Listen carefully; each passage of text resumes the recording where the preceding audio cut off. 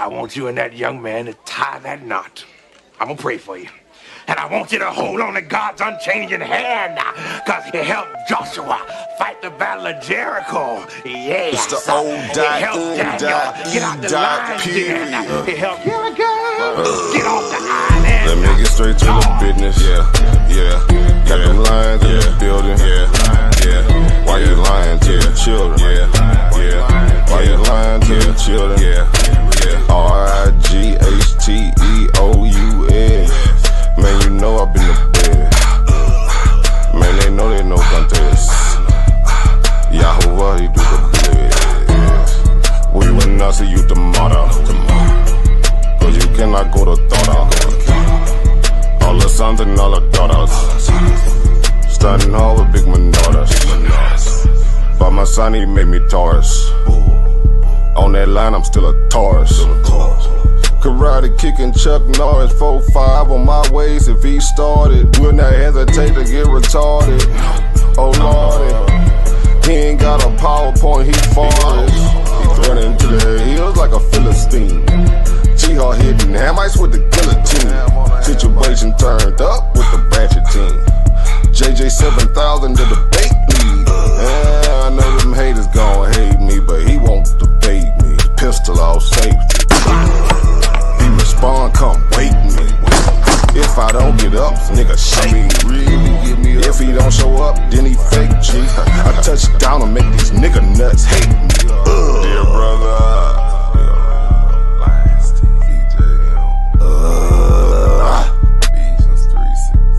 Ballin' and crawling all the way from H-Time. Let me get straight to the business. Man, them lions in the building. Why you lying to them children? Why you lying to them children? You gon' cry, you gon' get it. Me, I'm like a frog, nigga, ribbit. Of course, it's in the spirit. I just got the Porsche, she can steer it. Mito got the Rorschach and Willie. Lamborghini doors, you better not spill it. Mama's high, say I'm more than just a villain. Mama's cry, I'm dope and wide for her children. Suicide, immortalized as the realest, yeah. Death by cut, black suicide.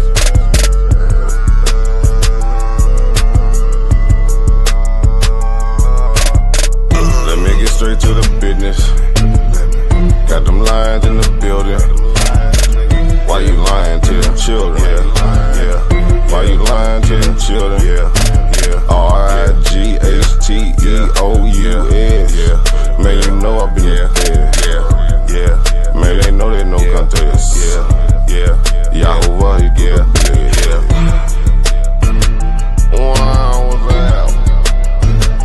why ain't they taking over? Number one debate league, you heard me? When it's up, it's stuck. I'm stepping on everything, nigga. Metaphorically, of course.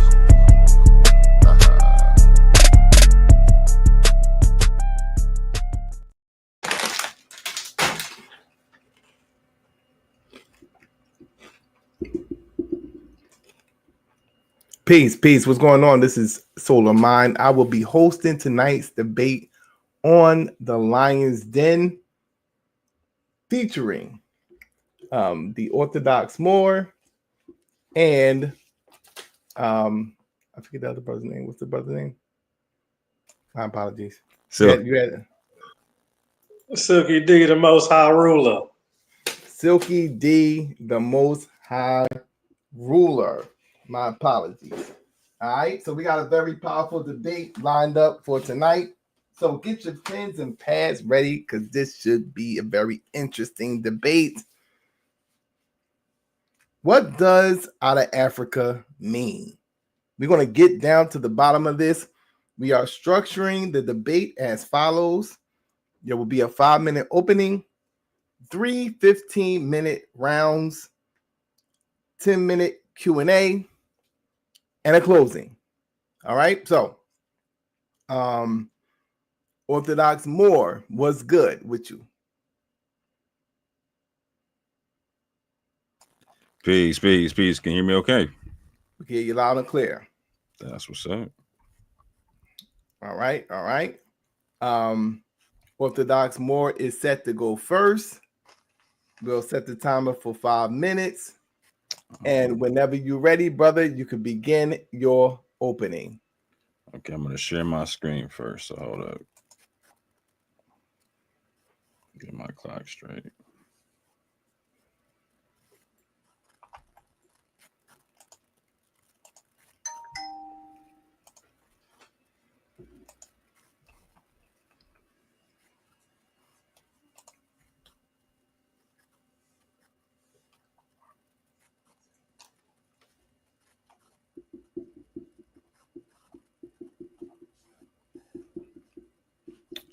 We good to go? Yes, whenever you're ready, brother. All right.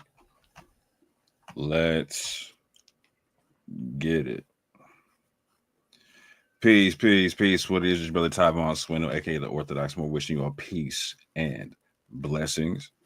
Appreciate Solar for hosting the debate. Appreciate Lions Den for giving the platform for the debate. Appreciate brother Silky for showing up.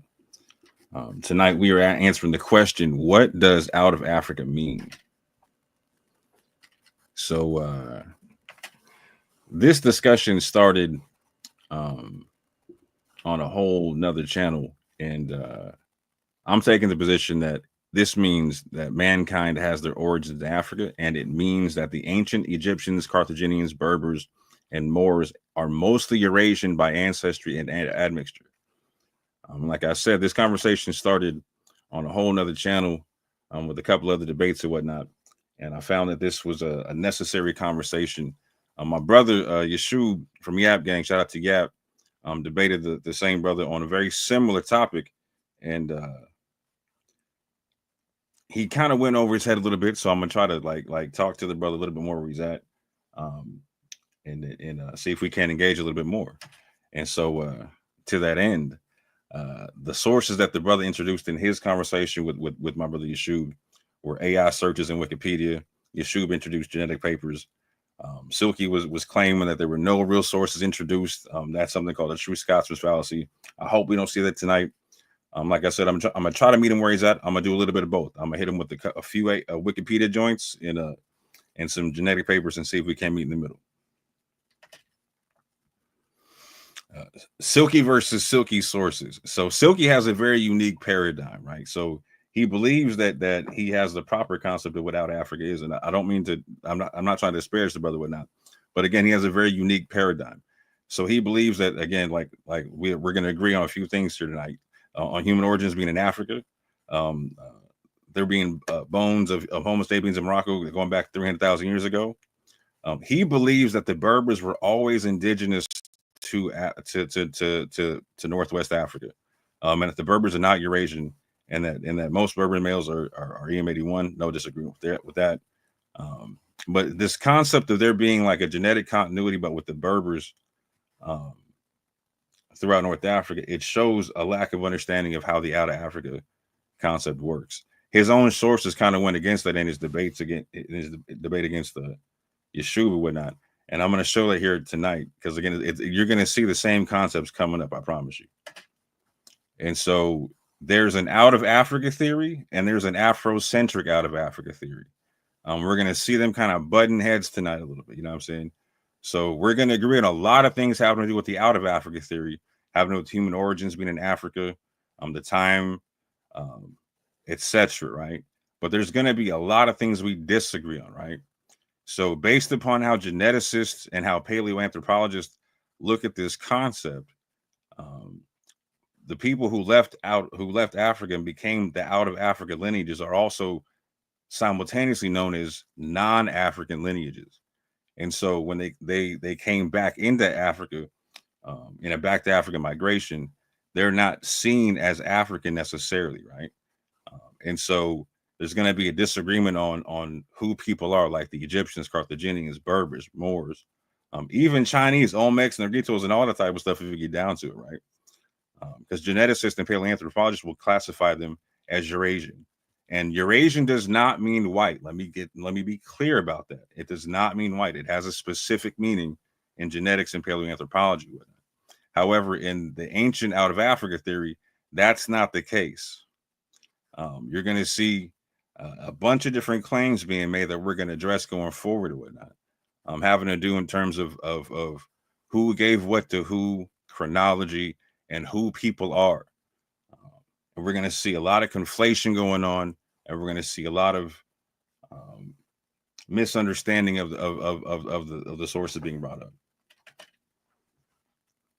So premise one, the out-of-Africa theory posits that mankind originated in Africa and migrated out of Africa roughly 70,000 years ago and diverged into a multitude of distinct non-African people groups. Premise two, the out-of-Africa supports the concept of Eurasian back to Africa, migrations to Africa 30,000 years ago, etc. Premise three, many African populations verifiably either directly descend from these Eurasian back to Africa migrations or show a heavy admixture from these back to Africa migration events, including Berbers, Egyptians, Carthaginians, and Moors. Time. The out of Africa. What was that? Yeah, you got to 5 minutes, right, for the opening? Yeah, with a 2-minute grace. Okay, I'll give it a 2-minute grace. And conclusion, the out of Africa theory does not support the notion that either everyone is African or Silky's 300,000-year Berber continuity paradigm. Counter premise one, the out of Africa theory falsely posits the Afrocentric out of Africa theory falsely posits that when mankind left Africa, they remained African genetically and did not diverge into distinct non-African people groups. Premise two, the Afrocentric out of Africa theory falsely claims that North African civilizations built by Egyptians, Carthaginians, Berbers, and Moors are not Eurasian but African genetically. Premise number three, the out of Africa theory falsely rejects, or the Afrocentric out of Africa theory falsely rejects culture and technology back migrating into Africa along with Eurasian gene flow. Conclusion, the Afrocentric out of Africa theory is built on false premises, and so is Silky's 300,000-year Berber continuity paradigm. Questions he will have to answer in this debate. Is Rachel Dolezal African? This will expose special pleading. Should Rachel Dolezal represent African Americans? Are the Negritos and Andamanese Islanders African, etc.? Has EM81 and the Berbers shown a genetic continuity in North Africa 300,000 years? What is genetic divergence and what is genetic drift? Okay. This debate is not about Africa being the origin of mankind, as we both agree on that point. This debate is not about any particular culture or people being phenotypically dark or black. This debate is not about language or recorded historical narratives. This debate is about walking through the out of Africa theory and its genetic implications as understood by the field of science that introduced it into the world. Thank you very much. All right. Shout out to Orthodox Moore. We're going to keep this thing rolling. We're going to pass the rock now over to Professor Silky. All right, Professor Silky, you have 5 minutes with a 2-minute overlay to present your opening whenever you're ready. Oh, it's on. Yes, sir. I can't believe you had the nerve to say that. We literally went over Joshua's information on this platform previously, and it was a laughingstock joke. Okay, he got abused by me. You're saying the Amazigh Berbers from North Africa are from Europe, Asia? Like, do you hear yourself? You got the nerve to come out here. What y'all are gonna see tonight is a beautiful, magnificent, orchestrated, well put together. What did you call that? Picasso. There we go. Yeah. Well put together Picasso is what y'all are gonna see tonight. All right. You feel me? The most beautiful offense, the meanest offense. All right. I'm gonna go dive all through out of Africa. We're gonna go all through everywhere. We're gonna touch on everything. I don't know what this guy's coming on here is trying to claim and ride for Joshua that I beat up. I don't know how many times I kept losing to me every time he saw me. I had to show up with a bunch of sources that you can't see. How are we gonna check that stuff? How can we check your sources? What link is that? You just showing stuff. I don't get tired of y'all just typing stuff all the time, and I don't never see no sources. So I want to know where to go get the source at. I want to see the source. I want to see the actual source. Can I get something of what the source look like? Oh, I gotta go off of what you typing. Ain't no links in there or nothing. Boy, y'all make me, y'all got it tonight. It's out of Africa, you know what I'm saying? Yeah, say less, but I'm gonna say more. You know what I'm saying? There's plenty to say about out of Africa. We're gonna say, I'm so hyped and geeked up on this one. I'm like, oh yeah, this one about to be, I'm hyped to rep this one. We're going out of Africa and we're going to see what it really is. You know what I'm talking about? We're going to dig deep in the files. We're going to go to all the files. Genetics, science, old sources, new sources. All right, we're going to go all over the place. We're going to bleed the block and let y'all know what out of Africa really is. I mean, then again, it really shouldn't be that hard to comprehend, but it's all right. Y'all got Silky D. I'm going to walk y'all down the path. I'm going to hold everybody's hand, and I'm going to show y'all all what it is. You know what I'm saying? So it ain't no misunderstandings or misconceptions or anybody getting lost on this thing right here. I'm leading the tour. It's going to be a walk in the park. You know what I'm saying? We're going to go all through the good old motherland, baby. You know what I'm saying? Africa on the map, you feel me? The motherland. We're going to give her props tonight. You know what I'm saying? We're going to show y'all, even though they don't want y'all to see, because we got other people like this guy out there trying to preach all this Europe stuff, which is irrelevant. All right, all that stuff is way later, but you keep on trying to push that. You're trying to put the Berbers, the North Indigenous gene. You ever heard of that one? That's the Berbers, the Amazigh. But you got nerve to come on here and try to talk all this noise. You need to stop it. But, oh yeah, you're going to get this work, man. I got a mean premise. Y'all going to see it all. We're not missing nothing on this one. We're going to see how many times, just how many sources go ride for Africa. That's what it's really about, you know what I'm saying? Source up and shut up. He ain't even showing, you can't even check what his sources. We don't know where they came from. That's the problem with a lot of these people. But yeah, I'm about to show y'all, y'all gonna get everything from A to Z. You'd be amazed how much information is out there on this topic. You know what I'm saying? You know when they say, what's the term when they talk about evolution, but they really don't really show too much? When they say the abundance of evidence, yeah, we're gonna dig through the evidence. I'm gonna present all the evidence. Y'all about to get nothing but the gems. We're gonna go through it. Like it's nothing to be missed. It's all over the place. So I'm gonna show it to y'all. We got charts, we got genetics, we got science, we got anthropology, okay, archaeology, everything. We got all that connecting, all that up in there. Okay, they running all, everything's ran through there. You'd be amazed how much stuff is linked there. What y'all gonna see tonight? We're gonna pull out them genetics. You know, so we're gonna pull out these sources. Yeah, we're gonna pull out real sources, no fake sources. Y'all getting real sources. Origins on everything. Origins. The starting point, the root of the tree. All right, black of the berry, deep of the root. Going to the root. All right, origins. This is the starting point, and then on. Okay, but we focusing on the starting point. All right, because if you don't know where you came from, how you gonna know where you're going? So we're gonna lay it out. I got a buku amount of great sources for everybody. Y'all already know the Source King. Y'all gonna see him. Yeah, I can't wait to see what my opponent shows up with. I'm pretty sure it's gonna be something mediocre. Do you want to use your 2 minutes?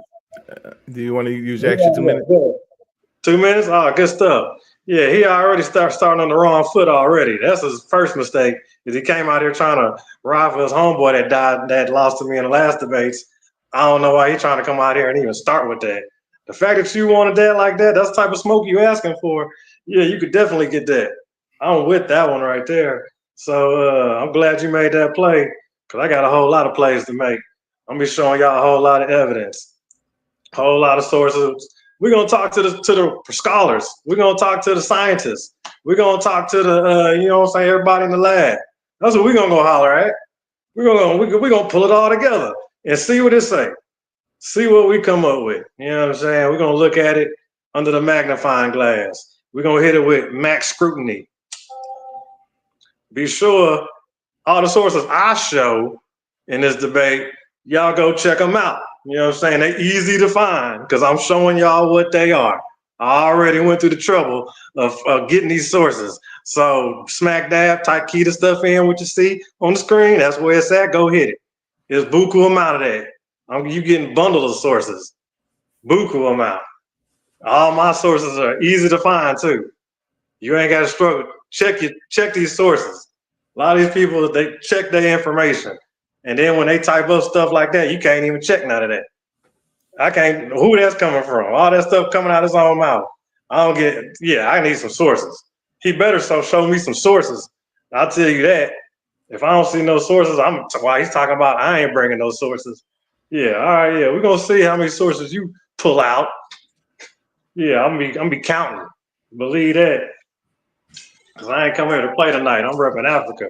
You see, I'm in my all white. You know what I'm talking about? People been waiting for this one. I'm gonna put them on my shoulders tonight. We're doing this one for the motherland. You know what I'm saying? As they say, Zion. You know what I'm saying? Akabulan. You know what I'm saying? Ethiopia. You know what I'm saying? And a whole lot more. All right, we're gonna go to the root. We're gonna give Africa her respect tonight. Tonight, Africa is on the pedestal. She is being praised for her past, present, and future. Time. All right. Shout out to Professor Silky. All right, we're gonna get started on the premise round. We're gonna swing it over now to Orthodox Moore. You have 15 minutes for your premise.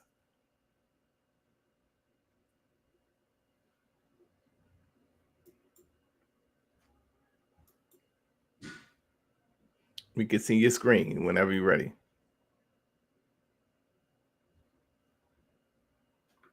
Unmute your mic.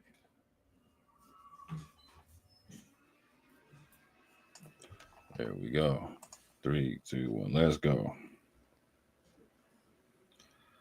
So my brother already came through with the fallacies and whatnot, and I will address them thoroughly on my third round. I will make that a full rebuttal round. But he already came through with some false equivalences in terms of making it like an either or kind of a thing, or making it seem like I'm trying to rep Eurasia or Europe in some way, shape, or form, which is also an appeal to emotion, acting like I'm anti-African in some way, shape, or form, which I am not in any way, shape, or form. Again, he came through with the true Scotsman thing, saying that no one's going to be bringing real sources, when again, what was shown was that for him, real sources were AI searches and Wikipedia. So I'm going to be doing a little bit of both for my brother. I'm going to show him some Wikipedia stuff. I'm going to show him some actual genetic papers and whatnot. But that being said, let's get it. Since the 1960s, we have had evidence of Homo sapien fossils in Africa, showing an African origin of mankind. Again, this is something we're going to agree on. We agree on 60% about what we're about to say, but we're going to strongly disagree on that last 40%. So you're going to hear us both agreeing on this concept right here. But again, this is something that originates in the field of paleoanthropology. They find the bones in Africa. Again, they started finding them since the 60s. And now they have an argument for, we think Homo sapiens come from Africa. After the bones come out, we get chromosomal DNA coming through, right? And we understand some stuff now, and we understand something called mitochondrial Eve. Since the 1980s, our mitochondrial most recent common ancestor is situated at the divergence. Pay attention to that word, fam. It's going to come up many times. The divergence of macro haplogroup L into L0 and L1 through L6.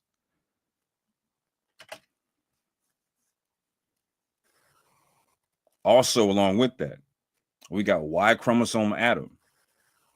Again, both of these ancestors going back hundreds of thousands of years ago, right? Since the 1990s, we've known this concept that our Y chromosome most recent common ancestor is Y chromosome Adam. Haplogroup A has come to mean the foundational haplogroup.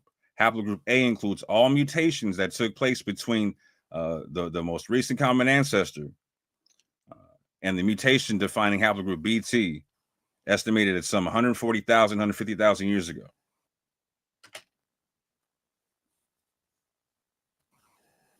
Since the 1990s, family, we've been unlocking the human genome. That's helped us understand a multitude of things in terms of how genes express in the system, physically, etc.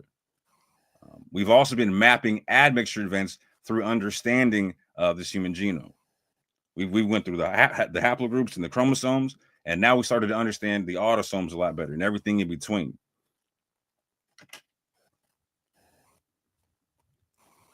We also found out from this testing, etc., that after leaving the continent, that the outer African lineages, aka all non-African lineages, again, pay attention to this concept, all non-African lineages intermixed with archaic humans before back migrating into Africa roughly 40,000 years ago.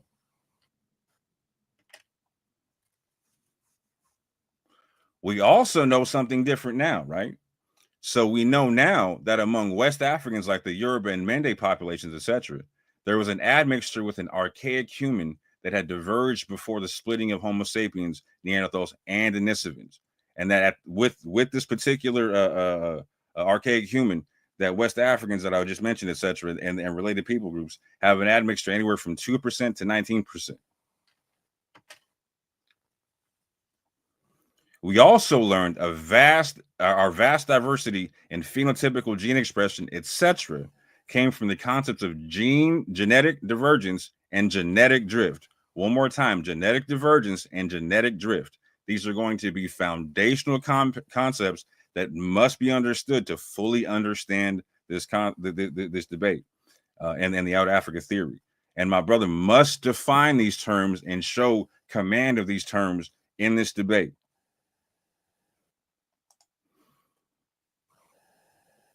Genetic divergence is the process in which two or more populations of an ancestral species accumulate independent genetic changes / mutations through time. Again, one more time. Genetic divergence is the process in which two or more populations of an ancestral species accumulate independent genetic changes / mutations through time.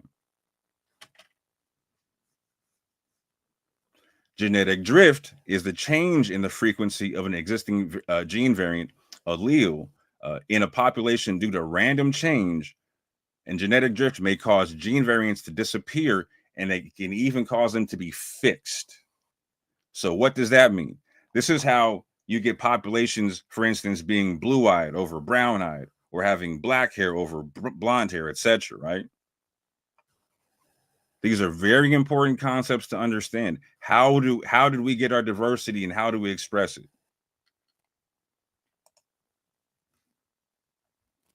Something also very important to understand is genetic admixture. Genetic admixture occurs when previously isolated populations interbred, resulting in a population that is descended from multiple sources. It results in a gene pool that is a mix of the source populations.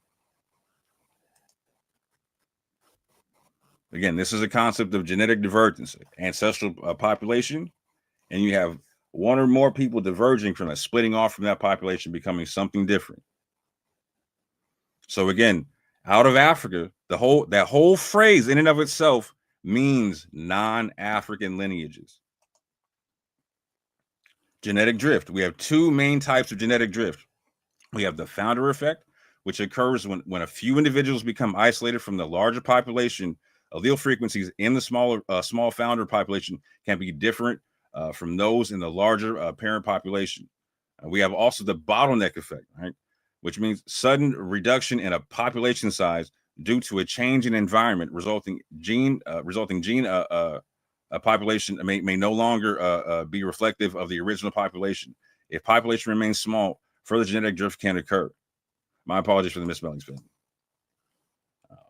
This is a very interesting paper, right? The rare deep-rooting DO African Y chromosomal haplogroup and its implications for the expansion of modern humans out of Africa. It actually argues for something my brother's going to talk about in terms of there being a lineage that stays in Africa, etc., right? Or potentially could stay in Africa, right? However, it's inconclusive. Here's what we know for certain and what's stated in the paper. Again, the humans outside Africa derive most of their genetic ancestry from a single migration event 50,000 to 70,000 years ago. We're going to agree on this part. We shouldn't beef on none of this stuff here. According to the current model supported by genetic data from genomic-wide mitochondrial DNA and Y chromosomal DNA analysis, the migrating populations carried only a small subset of African genetic diversity, particularly striking for the non-recombining mtDNA and Y chromosomes, where robust, calibrated, high-resolution phylogenies can be constructed. And in each case, pay attention, please, all non-African lineages descend from a single African lineage, L3 for mtDNA or CTM168 for the Y chromosome. Again, one more time, This is something in the field of genetics that has to do with this concept. All non-African lineages, all non-African lineages descend from a single African lineage, L3 for mtDNA and CT-N168 for the Y chromosome. My brother has to answer the question: what is a non-African lineage? He said in our weigh-in, in our prelim, that you always stay African. That's not what the geneticists say. The geneticists stipulate there are African lineages and non-African lineages. And again, they specify this, that CT-N168, the branch diverged within a short time, right, into 3 lineages. This concept of divergence is huge, fam. My brother has to be able to define it and show command of it somewhere in the debate. Oh, going backwards with this thing. My fault. So again, non-African lineages. Out of African lineages are, again, South, everything below CT. These are non-African lineages. DE, everything below D, C, F, G, H, all the way down the line, fam. What they consider to be African lineages for 100% are A, B, and sometimes you throw E in there. But there's a nuance in how you talk about E, because E is a descendant from a non-African lineage. Same thing for the mtDNA. Everything that's below L3 in this concept, and now speaking very generally, that because you can make an argument for certain L3 clades, etc., right? Is everything below L3 in this concept is a non-African lineage. Again, all this down here, fam, non-African lineages, and that's how geneticists see this concept. They don't say that you always stay African. They don't deny that the origin is African, but they talk about the concept about populations changing and diverging via mutations, etc., and becoming something unique and different. We also see something called a back to Africa migration, where we see these haplogroups that developed outside of Africa also coming back to Africa, right? So we even see deep into Central and West Africa R1b amongst the Chadic people and Fulani people and Mende people, etc. We see J1, J2, haplogroup T, etc., all in Africa, resulting as a result of a back to Africa migrations. Something else we started learning about was admixture and how to date admixture, etc. Very interesting paper. Dating admixture events is unsolved problems in multi-way admixed populations. What's interesting about this, fam, is that every group and color you see on this page here has at least 2 admixture events. 2 to 6 is what we see on this, right? 2 to 6. Nobody on the face of the planet is not admixed. There's no purebloods anywhere. That's an important thing to understand in this conversation. Again, talking about admixture, again, geographic population structure analysis of worldwide human populations infers their biogeographical origins. Again, we could spend all day on this, right? But long story short is, from top to bottom, there's not a single pure blood person on the planet. Not even the Khoisan. The Khoisan still have very light Eurasian admixture and sub-Saharan African admixture, etc. Not even the Khoisan are pure. Everybody has admixture at this juncture in time. Also, these back to Africa migrations, which my brother is going to, his slides already confirm this. They confirmed at least 15,000 years ago in multiple events, right? In resulting from 3,000 to 15,000 years ago, right? Already confirmed in his slides against my brother in a previous debate. So we can't even get around this part, right? And what is this? Non-Africans, fam. Non-Africans coming in. Again, same migrations, fam. 15,000 years ago to now. What we also see is that many people groups in all 4 corners of Africa are representative of these Eurasian back migrations.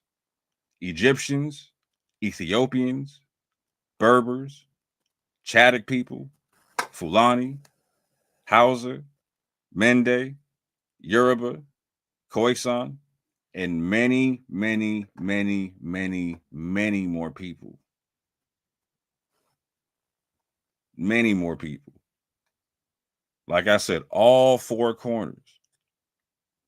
So what my brother's going to deny is that the Berbers have anything to do with this Eurasian back migration, or that other people like the Berbers have anything to do with this Eurasian back migration. Now, again, a Eurasian back migration doesn't have anything to do with discounting or doing away with an African origin. What it does is, again, it's recognizing what the geneticists say about their own field and their own theory. This is their thing. This isn't Silky's thing. This is their thing. And they stipulate that due to the genetic divergence and genetic drift, people became different peoples, and non-African lineages arose and even went back into Africa. This is an important thing to understand and get down. Why is this important to understand? This is important to understand because, again, this debate is important because the out-of-Africa theory has been hijacked by the Afrocentric out-of-Africa theory. And as a community, we need to stand on science, not pseudoscience. We need to stand on real scholarship and not pseudo scholarship. We need to stop allowing ourselves to falsely appropriate other people's cultures, just like we don't want other people falsely appropriating ours. It's okay to accept who we come from. That's why I'm asking the real question, is Rachel Dolezal African? Because my brother's saying yes. The scientists are saying no, based upon the out of Africa theory. And with that, I say peace and love. Thank you for this round.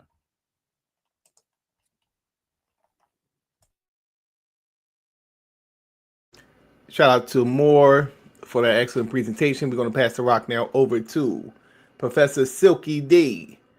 Whenever you're ready, you can begin your presentation. Hold on. Oh wait, yeah, Karima, let me get that on the screen for the people. Hold on, we need to get, yeah, Kareem, put that on the big thing for me. It's your boy, yes sir. Time out, Orthodox. Yeah, man, that was you had a very interesting presentation. First go. Yep. There we go. All right, y'all ready? Yes, sir. Whenever you're ready, brother. Whenever you're ready. All right, bro. All right, let's go. All right, it's your boy Silky, everybody. Let me go ahead and serve Africa correctly.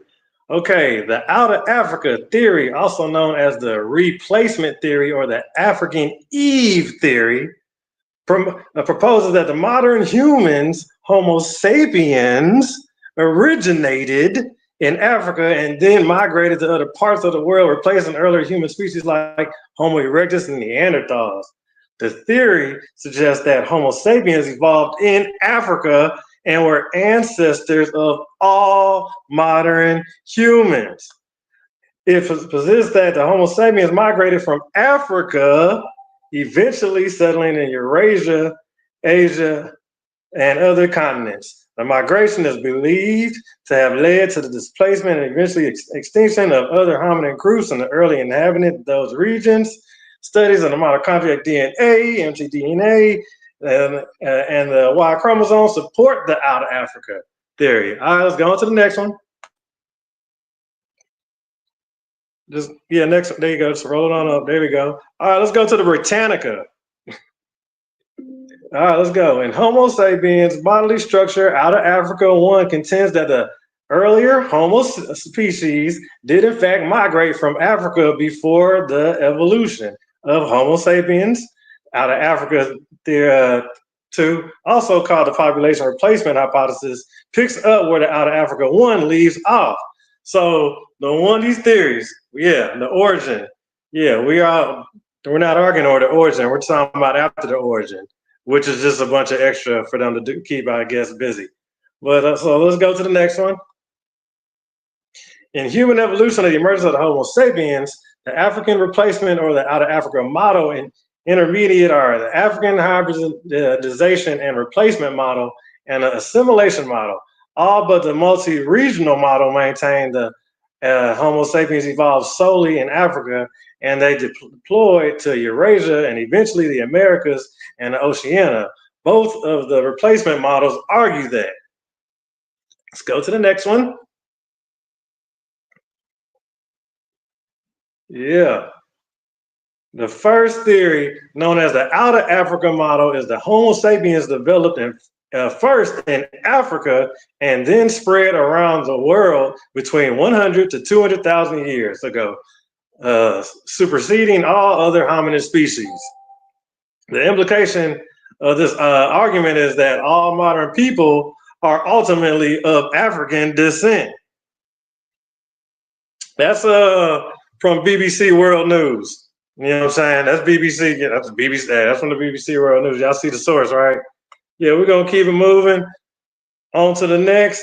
The Outer Africa theory maintains that the Homo sapiens evolved from a group of Homo erectus in Africa that then subsequently spread out throughout Africa, Asia, Europe, replacing all the other less evolved human cousins, including Homo erectus Neanderthals.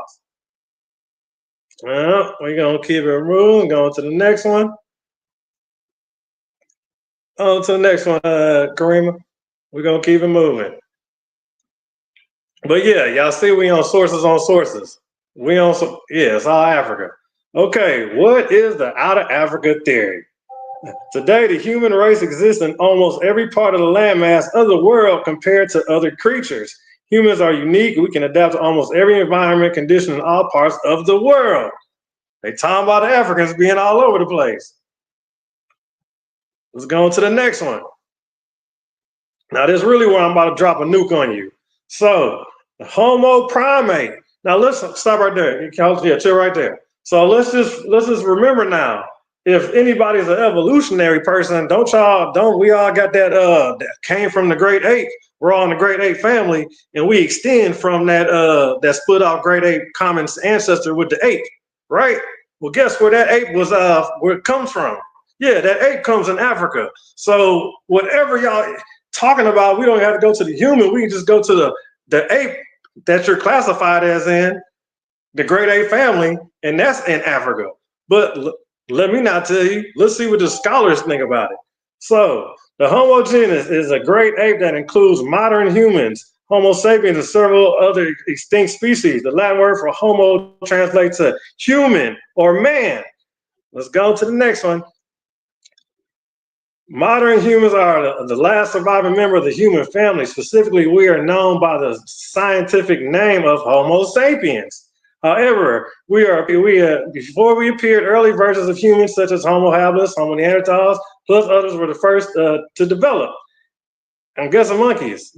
The first humans evolved from other primates, yep, a group of animals that include monkeys and apes, yep, between 4 to 2 million years ago, somewhere in Eastern and Southern Africa.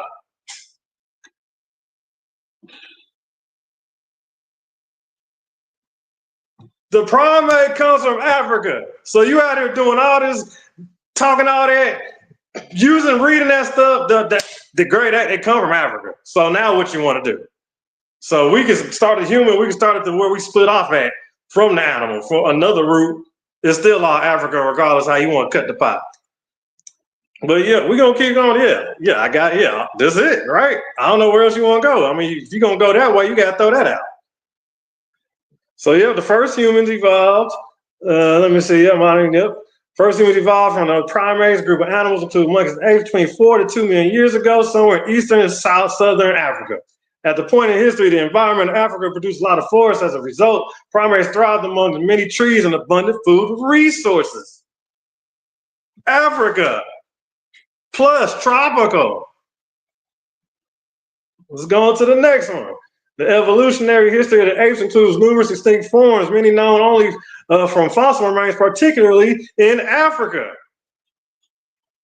Early hominids such as Orion, the central Kenya. Human DNA very similar to that of chimpanzees and sequence divergence or orthologous, size being only 1.2. This is a close genetic relationship supports the idea that humans and chimpanzees share the common ancestor. Ancestors in Africa. We in Africa. That's where we at. Count how many years? Let me see. 4.2 million years, something like that. Yeah, that part. Evolution, right? Humans evolved along the branch of the hominid lineage, while the great ape species, gorilla, chimpanzees, and orangutans developed along other branches. In Africa, where it's tropical, where you can survive at. The root, where the fruit's at. You know what? Australopithecus africanus. Australopithecus africanus is an extinct species of Australopitheci, which lived between about 3.3 and 2.1 million years ago in the late Palestine, the early Palestine of South Africa. You talking about the migrate? Go look up the monkey migration when you get done with this one. Coming out here at Captain Nerd Challenge, boy, we've been in Africa. We can start there. You don't know how to do math? That's simple math right there. 3.3 million. If y'all want to go off, that's what we're at. So what it is, right? That's what science, right? That's what scholars say. So there you go. In Africa. I don't know what else. That's case closed. But we're gonna keep rolling though. The tongs, it's Scarfatine, the Macapixine, and Glaze of Leo.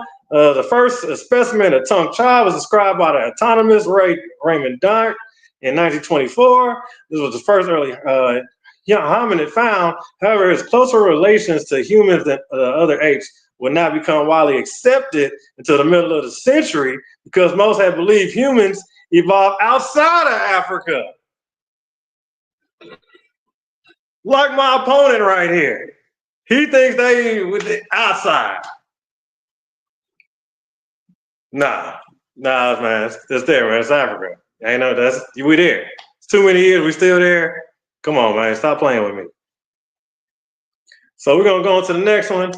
Go on to the next one, Karima. Oh yeah, let's hit on with this one. All right, 2017. All right. Ancient fossils from Morocco mess up the modern human origins. Yeah, because now we're back to dating. Dated at more than 300,000 years ago, the find rates keep questions about the defining features of Homo sapiens and how our kind came to be. Another root. Found a 300,000-year-old fossil from the Jebel Arhu in Morocco. Researchers the fossils are the earliest known humans Homo sapiens found. Science. We're inside science. Where are your sources at? Organizational team concluded that the Jebel Arhu remains represent the very root of our species. The oldest Homo sapiens ever found in Africa or elsewhere. Hubbard said to the press in a press conference, the remains reveal a group that lacked some of our hallmark traits, but whose anatomical form could have gradually evolved into our modern one. He and his colleagues report that in their paper describing the fossils. Hubbard noted that the findings do not imply that Morocco was the cradle of modern humankind, instead taken together with other fossils discoveries that suggest that our emergence of Homo sapiens was a pan-African affair.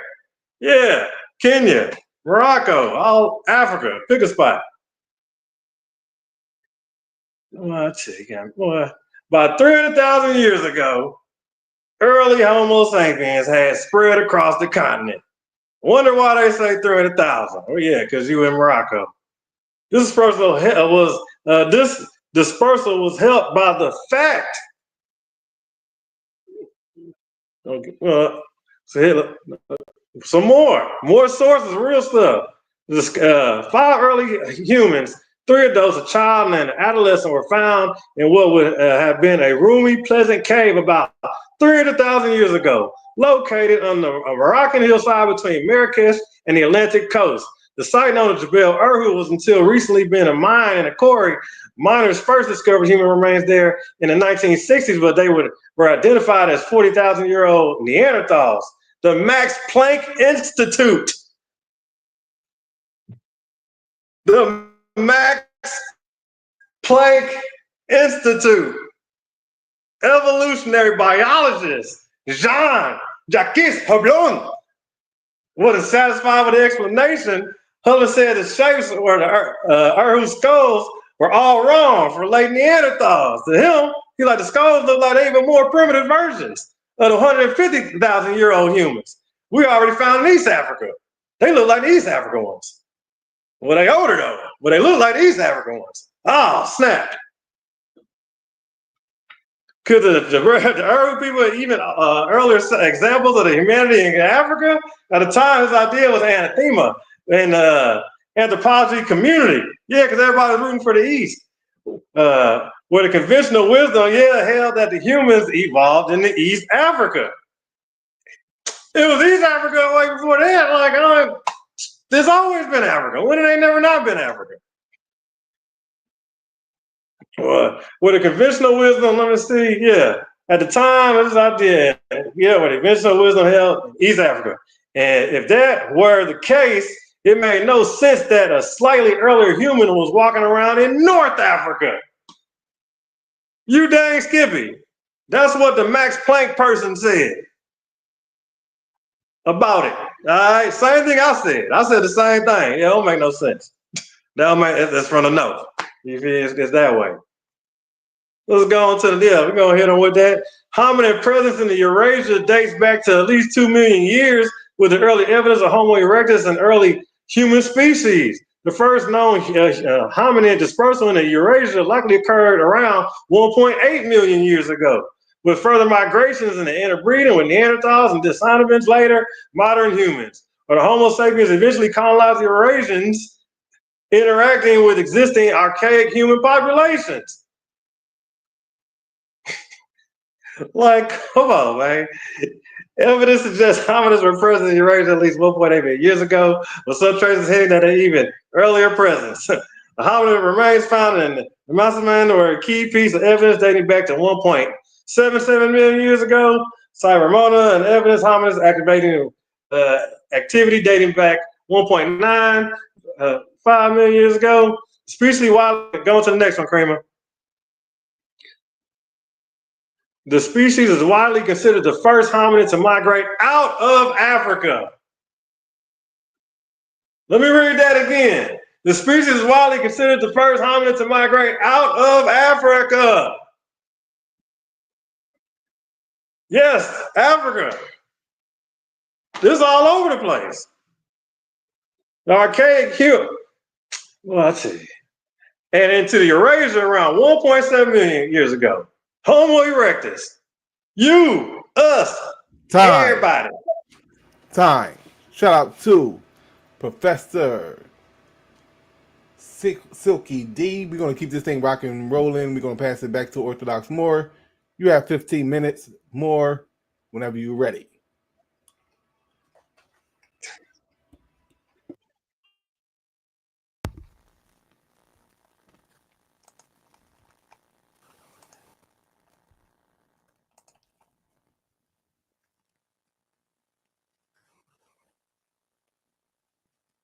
You see the screen? Yep, it's up there. All right. Let's get it.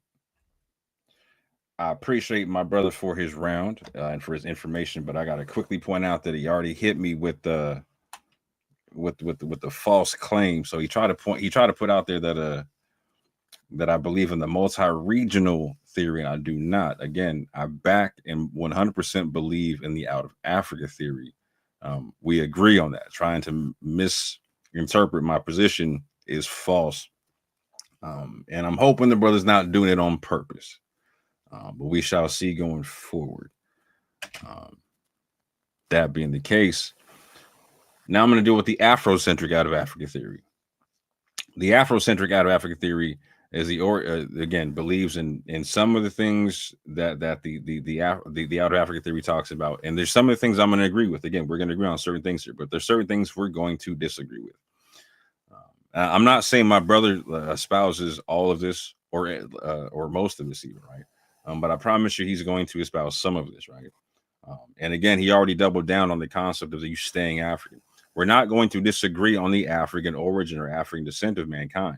However, this bit about rejecting what geneticists say about there being a non-African lineage, right?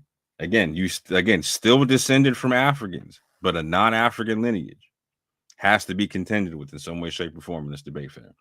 Again, the Afrocentric out of Africa theory posits that Africa is the origin of humanity. Agree. At one time, the whole world was black. I'm not going to argue with that too much. Africans are pure blood with no archaic admixture. Definitely going to disagree with that. My man was just talking about different archaic humans and whatnot. And we find that there's admixture amongst Africans where we did not think previously. Africa taught the world civilization.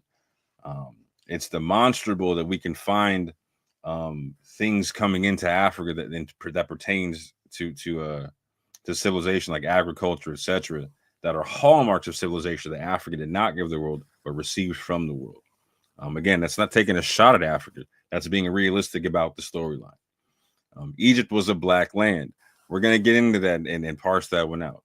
Carthage was an African empire. We're going to parse that one out as well. The Berbers and Moors are the same as sub-Saharan Africans. These are generally a lot of things that you hear. A plus, like the Olmecs are Africans, the original Chinese are Africans. All this type of stuff comes with this Afrocentric out of Africa theory, where again people stay African. They don't ever become something distinct. Where we agree, again, Africa is the origin of humanity. I'm not disputing that in any way, shape, or form. I'm also not disputing the fact that at one point in time, the whole world was dark skinned. Even the science bears that out. Science shakes that out. We can get into it that less than 7,000 years ago, we're seeing stuff show up that was not there before, right? No issue with that whatsoever. But there's other things that we're going to disagree on because the science doesn't bear out the claims or the assumptions that are being made. For instance, a lot of times there's assumptions being made off of misunderstanding of what science is saying, because a lot of times we're coming into this thing with the regular layman's understanding and not understanding what the words mean, what the same words can mean in a different field of science, right? That's why I'm asking my brother to engage in the definitions and break down. Does he understand the concept of divergence? Does he understand the concept of genetic drift? Because he's saying that people stay the same, and that's not what geneticists stipulate via the concepts of genetic divergence and genetic drift, etc. Again, it was once believed that sub-Saharan Africans didn't carry any admixture with Neanderthals, etc. This led to belief that sub-Saharan Africans were the only pure humans or Homo sapiens. This is not the case any longer, right? Again, this was these were coming out in studies in like 2011, 2012, etc. I used to believe this concept myself, right? However, we know better now. This is what we know now, right? Now we know not only do we have evidence of Neanderthal DNA among Africans, we also have evidence for sub-Saharan African admixture with an unknown archaic human. An unknown archaic human. And again, we now know that among West Africans, like the Yoruba and Mende populations, etc., that this admixture with this archaic human, again, that diverged. That word is important. Diverged. It's going to come up time and time again in this debate. My brother got to show what he understands what that means. That they diverged before the splitting of Homo sapiens and Neanderthals and Denisovans. Again, West Africans carry. There's certain West Africans that carry this admixture from 2 to 19%. I'll admit this too. It feels good to say that Africa taught the world civilization. And in some respect, I can agree in terms of re-education and other things, right? Depending on the time period. Like my brother likes to talk about a lot of Moorish stuff. I can definitely agree with the Moors re-educating a lot of Western Europe on a lot of stuff that was lost and whatnot, right? But in terms of being, there's this concept in the Afrocentric out of Africa concept to where life originates in Africa, all technology originates in Africa, and then the out of Africa migration disperses these peoples in technologies, etc., whatnot. And that's not quite how it works, right? Again, it feels good to say that Africa taught the world civilization, right? However, it's an unfounded claim to say. Africa taught the world civilization, right? Like especially when we have proof to the contrary, right? Again, I could spend all day talking about things, right? But just as a very small sample, the Natufian culture of the Levant, again, from 15,000 years ago to 11,500 years ago, they brought agriculture to the world, fam. To the world, fam. This isn't something that Africa brought to the world, right? This is something that was brought to Africa and through Africa via these same people migrating through. We see a heavy admixture of these people in North Africa, where my brother likes to focus his scholarship and whatnot. We see other things coming in. I could spend all day. Like, I could talk about the Hyksos bringing in like chariots and the composite bow. I could talk about other people bringing in language and whatnot, right? Et cetera, et cetera, et cetera. It has also long been thought that ancient Egypt was a Black African civilization. We are finding now that ancient Egypt was very Eurasian and didn't get more sub-Saharan African DNA until the Roman periods, fam. Until the Roman periods. Late. Not that it didn't have any at all. I'm saying, like, we're seeing that, like, it was very little, fam. And again, we can see this with the oldest mummies that we have going back almost 4,000 years or whatnot, right? All the Y DNA that we're seeing right here, with the exception of the couple on the bottom. Again, I'll grant my man like haplogroup E. I'll give him that one all day long, right? We'll go around about some other stuff, but just for sake of argument, I'll give him haplogroup E, right? You have to understand, though, that the vast majority of the other haplogroups that we're seeing from the male and the female side are Eurasian. There are no African female clades that we see on this list, right? Not like what we showed from what we saw earlier, right? Again, the out African clades are the non-African clades. And again, everything south of CT and everything south of L3, which is everything we see. Man, anyway. It has also been long taught that the Berbers and Moors are Black Africans like sub-Saharan Africans. Well, I can agree that both contain a North African component, and many were and are dark-skinned. One more time.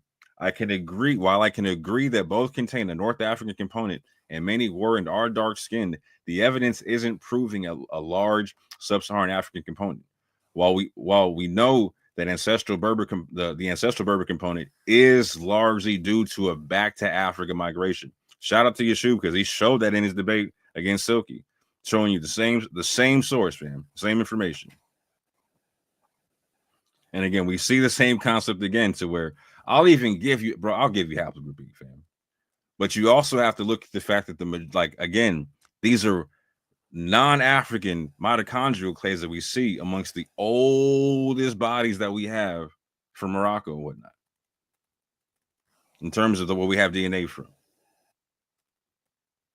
You got to take that into account. We're not seeing a bunch of sub-Saharan, we're not seeing really any in this sample, right? Any sub-Saharan African clades. The DNA evidence from Moorish Spain is showing the same thing we see in current Berber populations. Roughly 5% sub-Saharan African lineages are represented. Again, that's male, female, roughly 5%. 95% of what we see from the Moors is not sub-Saharan African. 95% of what we see, male and female, is not sub-Saharan African. And again, this is something that we can see current to this day, to where the what was going to be considered a sub-Saharan African lineage is going to be roughly around 5%. This persists now. It was the same back in Moorish Spain as it is right now. Again, we can see this in terms of the admixture and the haplogroups. Let me check my time right quick. Yeah, and so this is where I'm getting the numbers from, fam. 5%. We're also told that Carthaginians and Hannibal Barca were Black Africans. Again, I will agree to a certain extent that they were dark-skinned and also had a small North African component. I'm not going to disagree with that point. One more time. Again, I will agree to a certain extent that they were dark-skinned and also had a small North African component. But the DNA is showing they are largely Eurasian, fam.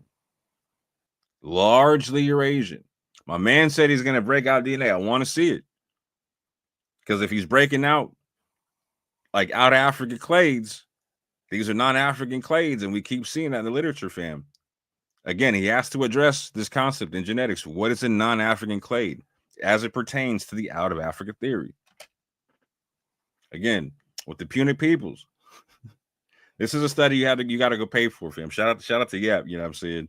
We'll actually put up on papers and get some stuff done and whatnot. Man, appreciate the family because there's some great information in this, right? But again, we see the same thing. Like you keep seeing in all these different admixture graphs, fam. All these different admixture graphs, you're not seeing a whole bunch of sub-Saharan African DNA. What you're seeing is a whole bunch of either North African or Eurasian DNA, etc. Like the North African also containing a lot of Eurasian DNA, etc. Right? You're seeing Greek DNA, you're seeing steppe DNA, you're seeing Iranian DNA, you're seeing Iberian and Sardinian DNA. You feel what I'm saying? You're not seeing a lot of sub-Saharan African DNA. And again, these are the haplogroups that are commensurate with what we have with the Punic bodies and whatnot, right? Again, we're not seeing sub-Saharan African lineages. Like, so for instance, we see E1B1B and E1A, right? These are what are going to be considered to be the North African lineages, right? And again, they're considered such after, again, like my man showed you in the previous debate. Again, like what we showed you here, everything south of CT, that's considered a non-African lineage, man.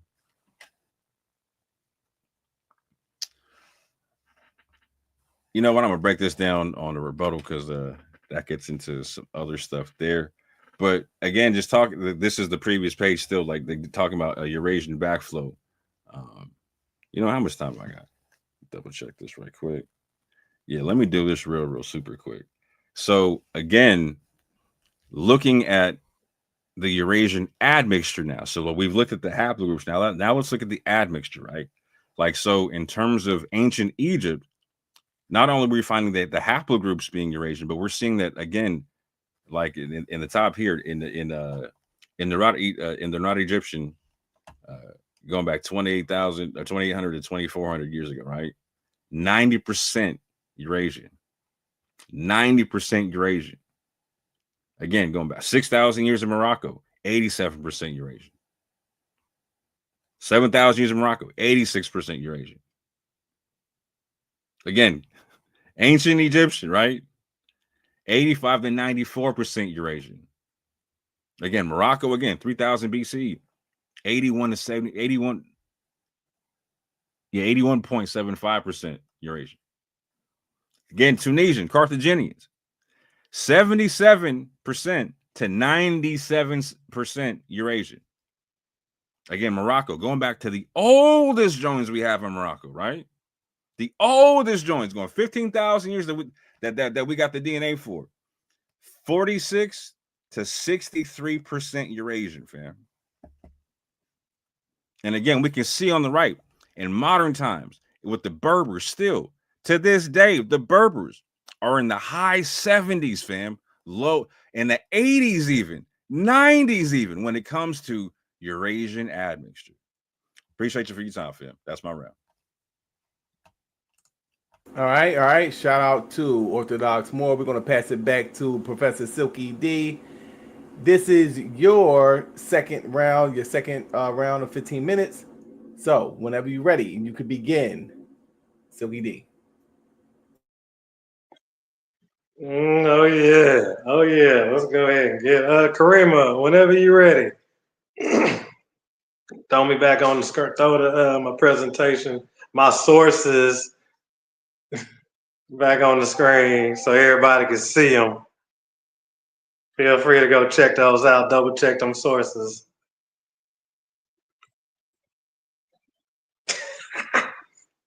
Oh man.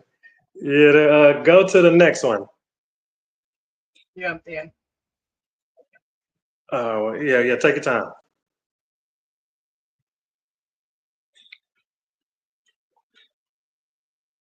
Yeah, there you go, right there. All right, Tom, man, you ready? You can begin whenever you're ready, bro. All right, let's get it. Okay, so the multi-regional evolution hypothesis proposes that the various human populations currently inhabiting different regions, such as the Europeans, Africans, East Asians, and the indigenous Australians, each evolved independently into Homo sapiens within their respective regions. Figure 1, approximately 1.7 million years ago, Homo erectus was the first hominid species to leave Africa, dispersing across the Eurasian continent. So what they're telling y'all is you got like it's buku amount of time year gaps by the time Eurasia comes like really getting into play before we get that all set up. Yeah, there you go. We can go to the next one. Modern, go and roll to the next one, Kramer. There you go. Oh yeah. The revised history of Homo sapiens over the past 30 years. They had to revise it. I'm bringing y'all the latest. This is exclusive. All right. Hot off the press. Modern humans, Homo sapiens, originated in Africa approximately 300,000 years ago. Modern humans, Homo sapiens, me and you. All right. You wouldn't even recognize them if they were standing next to you. So, once again, man, all right, modern humans, Homo sapiens, originated in Africa approximately 300,000 years ago. I love it when I be saying that 300,000, because you know they're saying that because of the Morocco and whatnot. But you know, it is what it is, man. Science, man. You know, live with it and hate it. You know, don't get mad at me. But I mean, you know, all the dots connect. You feel me? This is the child's play. But I got y'all. Y'all got Silky D to break it down for y'all. Y'all good. So, with the group that left Africa around 60,000 years ago, eventually dispersing across the earth. Second hypothesis that a Homo sapiens originated in Africa, known as the Out of Africa model, is now widely accepted. However, until the early 1990s, let me bring that back. The hypothesis that the Homo sapiens originated in Africa, known as the Out of Africa model, is now widely accepted.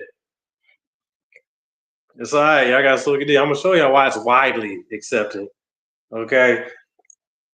However, until the early 1990s, the hypothesis was just one competing model.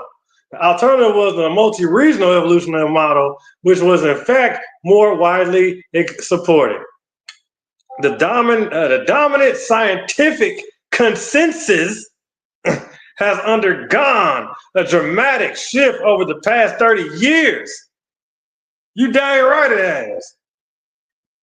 Strong support for the Out of Africa model has emerged from both modern human genome data collected globally and the ancient genome data, including those of Neanderthals, and extensive genome-based analysis conducted thus far overwhelming. The evidence is overwhelming. Okay, everybody know, they see it. They just don't want to go. I mean, of course, they can't scream it out. You know, you can't be mad at them for wanting to. You know, they got to produce it, but they can't just be yelling about it like that. Let's go. Yeah, I'm going to the next. Yeah, there we go. Okay, so just check this now. So that's 2025. This source is from 2025, Biomed Central.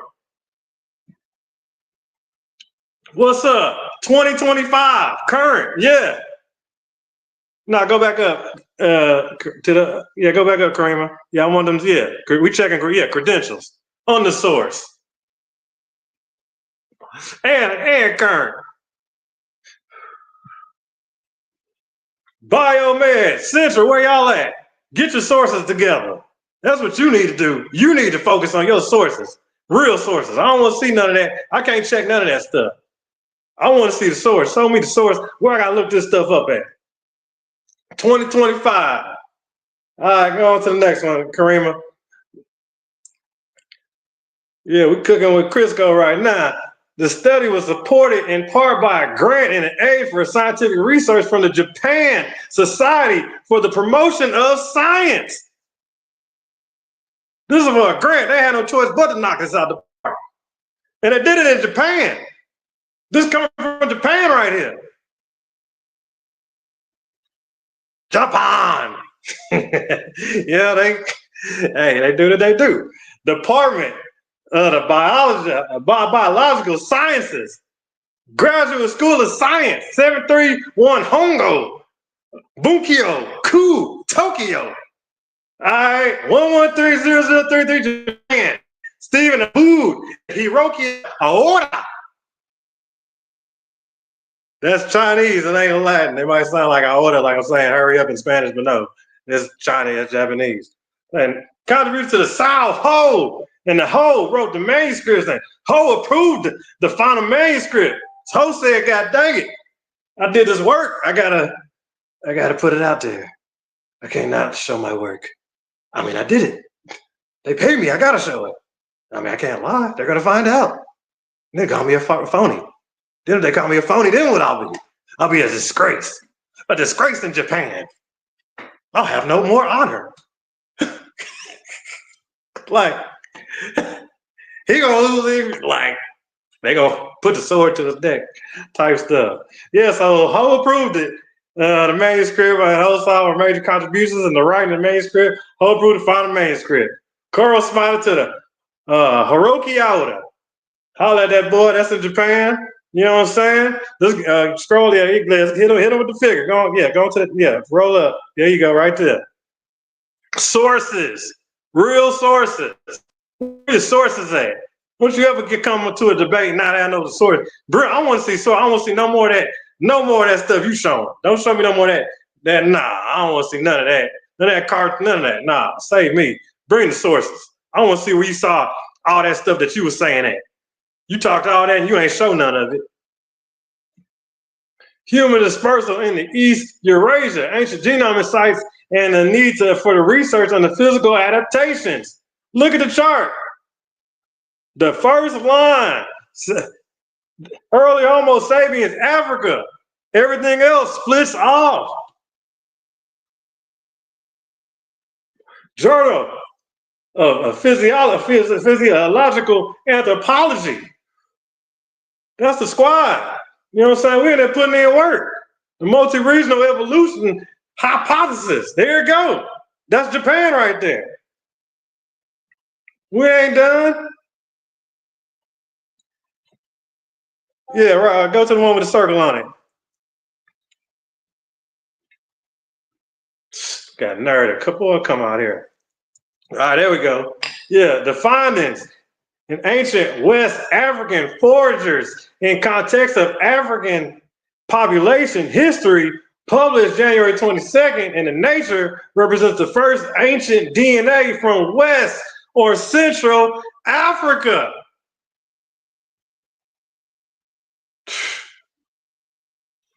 What are we talking about, man? The admixture. Yeah, they mixed with Africa with themselves way later. Whoop-de-doo. It's the roots here. Talking about some admixture. You forgot about the first ingredient. That ain't nothing but us watered down later from ourselves. Same root. The study for a product of a collaboration among geneticists, archaeologists, biological anthropologists, and museum creators based in North America, including the Harvard Medical School and Université de Montréal, Europe, Royal Belgium Museum of the Natural Sciences, Royal Museum of the Central University, and Liverpool. All kind of, yeah, that's my sources. That's the sources I'm bringing.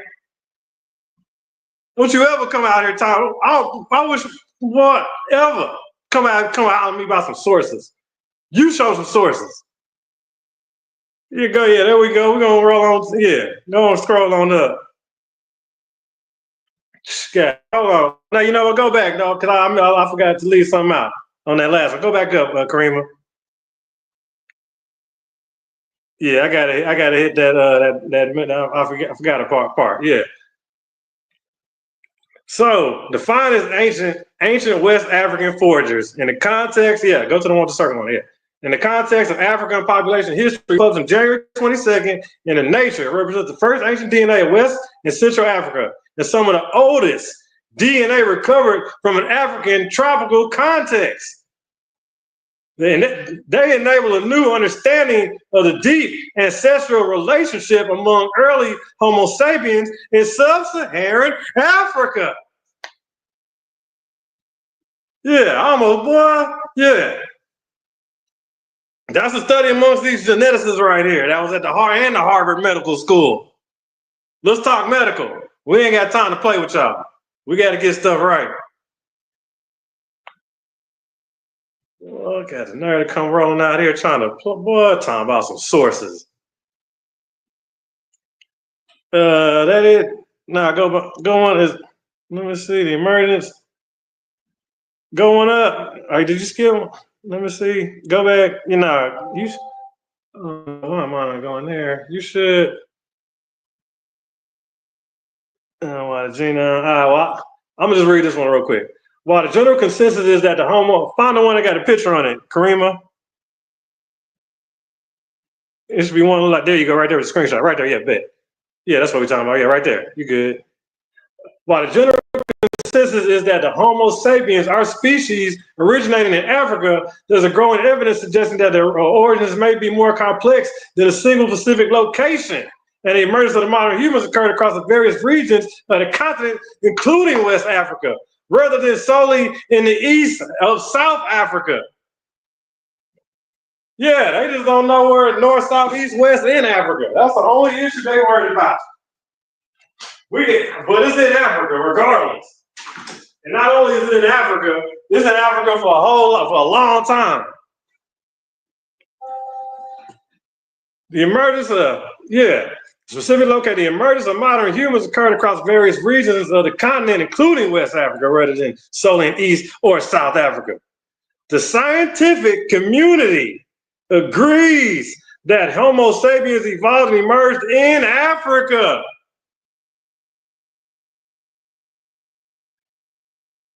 What more? Y'all say y'all want to know what it means, right? There you go, right? That's what it means for real. That's all that in a bag of chips. And that all humans allow, the scientific community agrees that the Homo sapiens evolved and emerged in Africa, and that all humans alive today can trace their genetic ancestry back to the African continent. That's the broad consensus. So I don't know what he's out here saying. Show me some sources. Go work on that. Recent research. Yeah, modern humans, regions of Africa.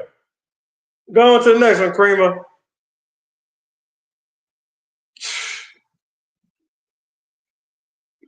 Okay. Africans residing in different geographical regions, as well as African Americans and Europe. Sclerotic disease, vascular function, and genetic epidemiology. Advanced study confirmed the West and West Central African origins for the majority of the African American participants. 09. Source. So we're gonna get to that one. We show sources around here. And other studies based on HVI. You don't even know I'm taking you to medical right now. Yeah, I hit you with medical sources. What's up? Science, medical, anthropology, all that. Harvard, yeah, you see what I'm sources Suki D's bringing. Y'all ever come at me about no things. I'm the source king. Y'all show me what's up with y'all sources. I want to see some sources. Don't show me none of that darked up stuff y'all be bringing. I don't see no counterfeit. I can't check that. I want to see the source. Other studies based on HVI sequences have found more than half of their study samples of African American descent to share common haplogroups with African ethnic groups, particularly from West and West Central Africa. The Bandan LL 2001 Solace genotype data for more than 450,000 single nucleotides polymorphisms typed in Africans residing in All right. We're going now into the final 15-minute round. We're going to pass the rock back over to Orthodox Moore. All right? Whenever you're ready, Orthodox Moore, this is your last 15-minute round. Timer will begin when you begin your presentation.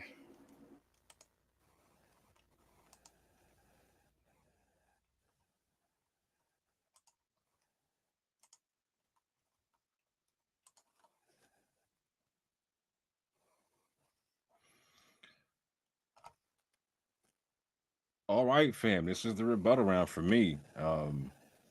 My brother has spent 37 minutes focusing on something we agree on and acting like we disagree on the concept. Like, so nowhere am I saying that that mankind does not originate in Africa.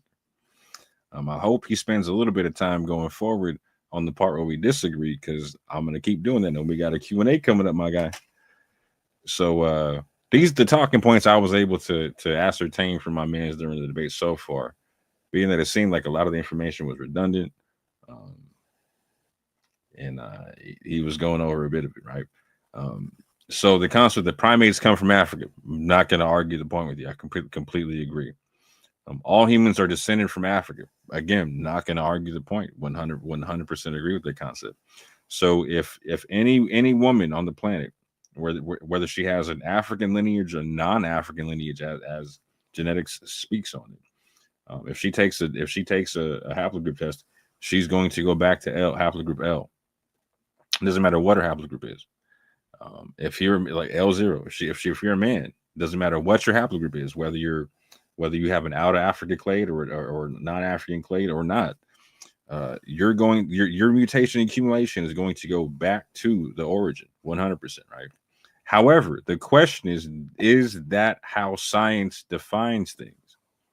Again, the same people who brought you the concept of out of Africa are explaining to you that out of Africa equals non-African. That's them explaining. Not Silky, not more, them. Again, he doubled down on the concept of people always remaining African.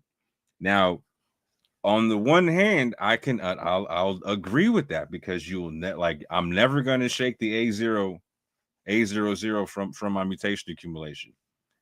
My mother, who's A2G, she has a Native American mitochondrial DNA.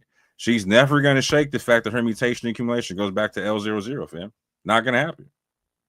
However, what Silky cannot do is shake the fact that science and geneticists specify that my mother has a non-African clade.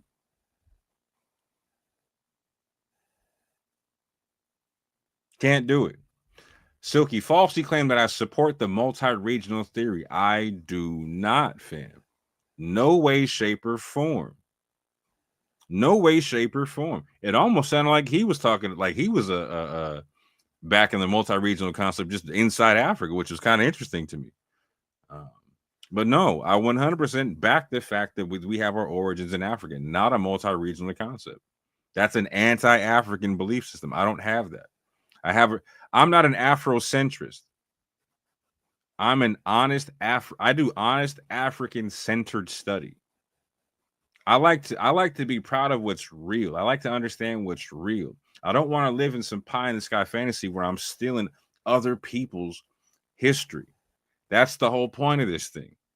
When you have a fake understanding of the out of Africa concept, you end up stealing other people's history at some point in time, man. Again, he falsely claimed that Africans mixed with themselves later. So again, fam, that's not what geneticists talk about. when the out of Africa people came back into Africa, they call it a back to Africa migration.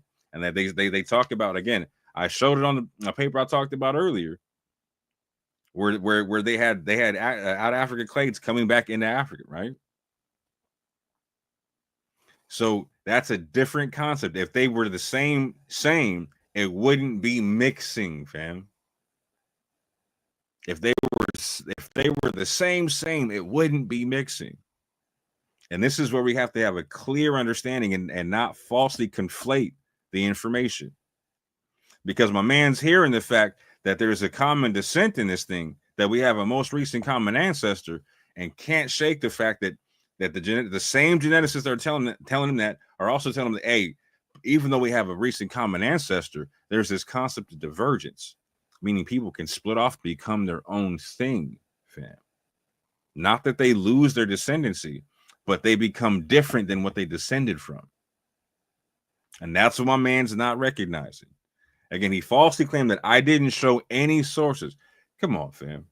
Not only so you get to show Wikipedia, but if I cite Wikipedia and also show you, I didn't do that. If I show you articles and then cite the articles, I didn't show you anything. Come on, fam. We're not even being realistic anymore, fam. We're just talking because you got lips at this juncture, fam. Again, that's a no true Scotsman fallacy. When a universal all, every, etc. claim is refuted, rather than conceding the point or meaningfully revising the claim is altered by going from universal to specific and failing to give any objective criteria for the specificity. I.e., he doesn't have any real sources. I got the real sources. Therefore, he's not going to deal with anything my sources said, even though I cited all the sources at the bottom of what I was saying, or I directly showed you the source itself. But I didn't show you any real sources. I showed you the same stuff that he showed you. So not only is it a no true Scotsman fallacy, right? So if he shows you Wikipedia, that's cool. If I show you Wikipedia, no, that's not cool. That's called special pleading. That's also a logical fallacy. Again, false equivalence. If I don't agree with what he's saying, that means I have to go against the fact that we originated in Africa. No, I've never said that, not once. Not once. Not once. Not once. Again, a false equivalence, an argument or claim in which two completely opposing arguments appear to be logically equivalent when in fact they are not. The confusion is often due to one shared characteristic between two or more items of comparison in the argument that is way off in the order of magnitude, oversimplified, or just that important. Additional factors have been ignored, which we see here. And with that, we get these false dilemmas, these false choices that I agree with his version of the out of Africa theory, which is completely off. Again, geneticists don't say you stay African. They say that we have a universal African descent. Completely different concept. Again, I showed multiple times this concept of divergence being mentioned by the geneticists, and also this concept of non-African lineages being mentioned. He's not engaging that in any way, shape, or form. Again, showing as a false equivalence and a false dilemma, because he's saying it can only be either or, but I'm showing a whole other set of choices he's not even willing to engage in. Not even willing to engage in. I asked Silky in our preliminary, when does someone stop being African? He said they don't. This is the Rachel Dolezal doctrine, fam. For y'all who don't know, if y'all remember, Rachel Dolezal was the head of a NAACP chapter in my state, right, in Washington State. She was on the opposite side. She stayed in Spokane, right, and it was found out that she was identifying as Black, but was in fact not African American. Her parents came out and outed her and said, "You know what? No, we don't know why she's doing this. We have no idea why she's doing this."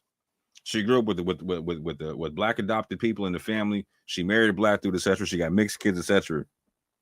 But at one point in time, she started identifying as Black. And look at what she said.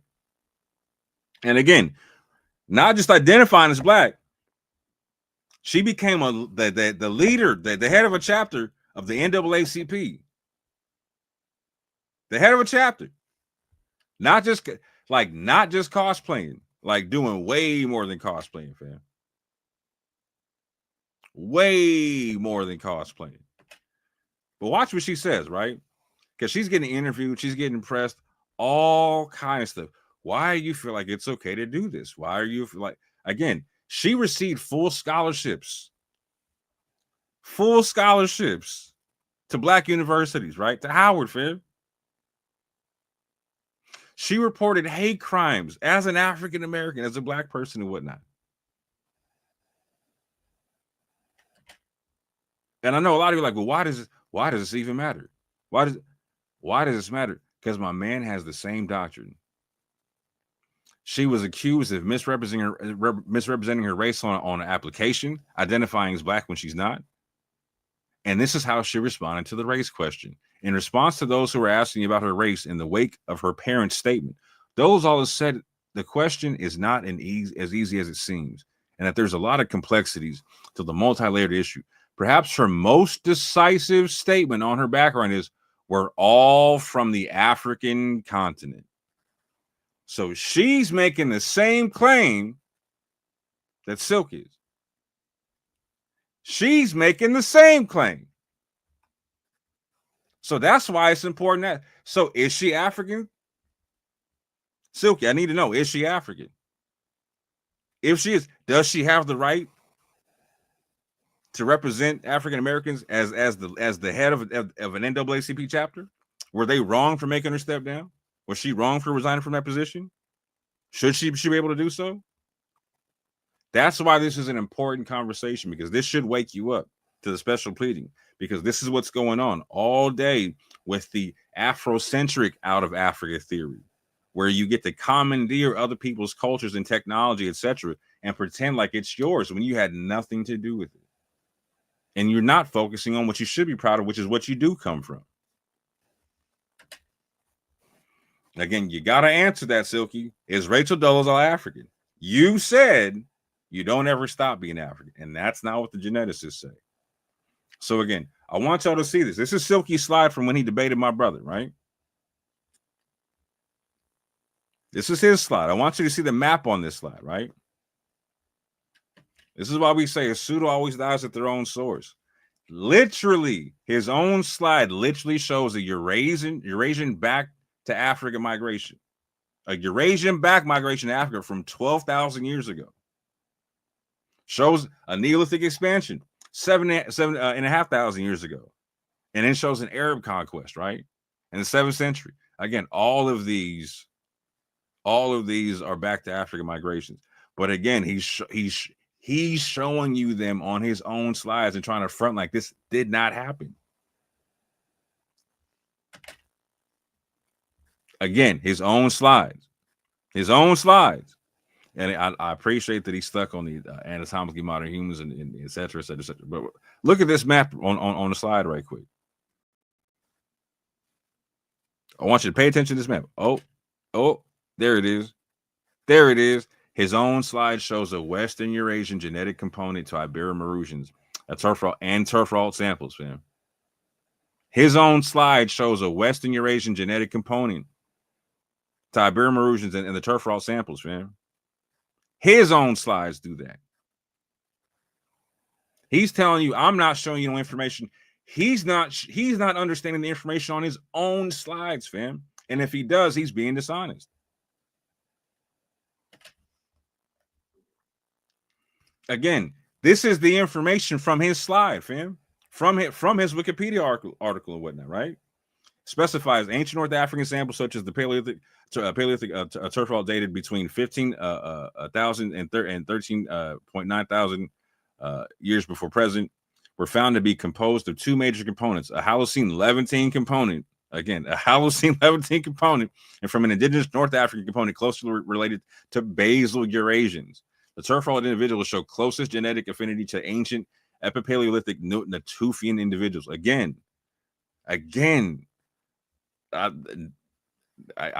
can't be any more clear about this, fam.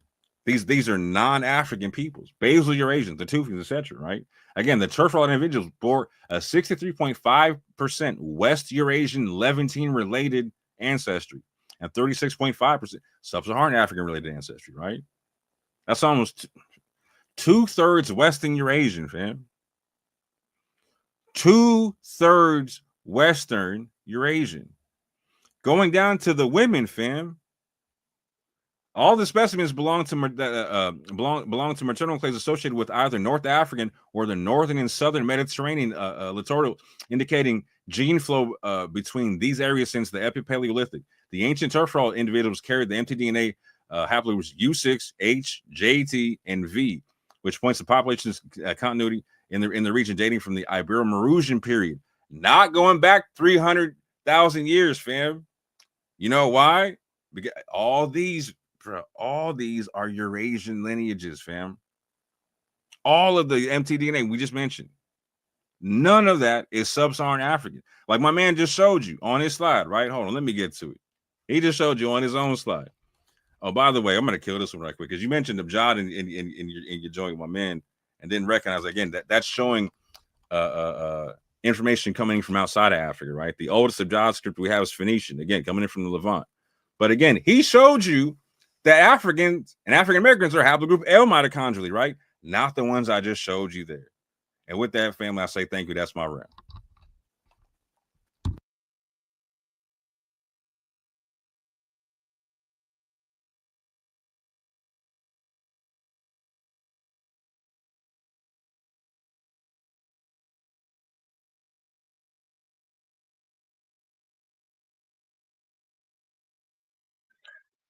That's some piss poor shit.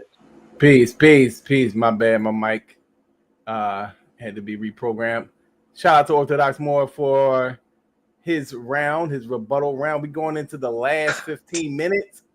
So you have the final say for us with the 15-minute rounds, Professor Silky D. All right. So whenever you're ready, brother, finish them off. Basically. Karima, take your time. I guess let's get it on up. Let's go. Yes, close it on out. As if we ain't already did that.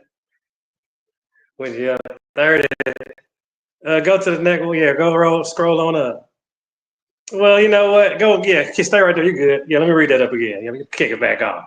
Other studies based on the HBI sequence have found more than half of their studied samples of African American descent to share common haplogroups with African ethnic groups, particularly from West and West Central Africa.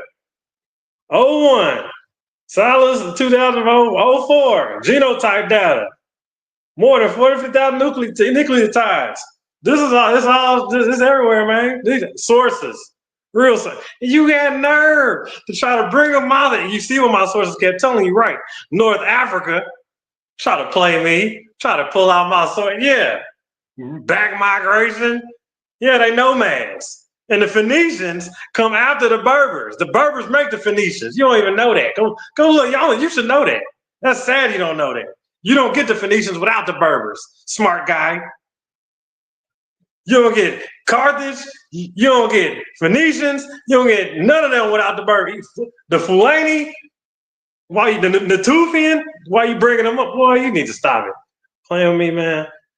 Yeah, Africans reside in different geographic regions, as well as African Americans and European Americans participating in the atherosclerotic disease, vascular function, and genetic epidemiology. Advanced study confirmed.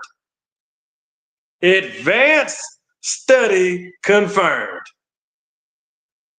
As well as African Americans and European Americans participating in the atherosclerotic disease, vascular function, and genetic epidemiology. Advanced study confirmed the West and the West Central Africa origins for the majority of the African American participants. Zaharia, 2009 source from on that, sources. The study population sample in these few investigations of the mtDNA haplogroup diversity in the African American population. 2002. Well, I'll try to tell you. Let's go to the next one. Karima, go roll on up. Let me go and put another dagger. I'm going to chop your head off. I'm gonna drop this axe on you every time. 2010, year old. Hold on, look, slow down. Everybody pay attention. The Los Angeles Times, July 10th, 2019 source. Los Angeles Times, holla at your boy. Get your source game up. 210,000-year-old skull in Greece is the earliest sign of modern humans in Europe or Asia. A 210,000-year-old skull in Greece is the earliest evidence of modern humans in Eurasia, and it suggests that they left Africa.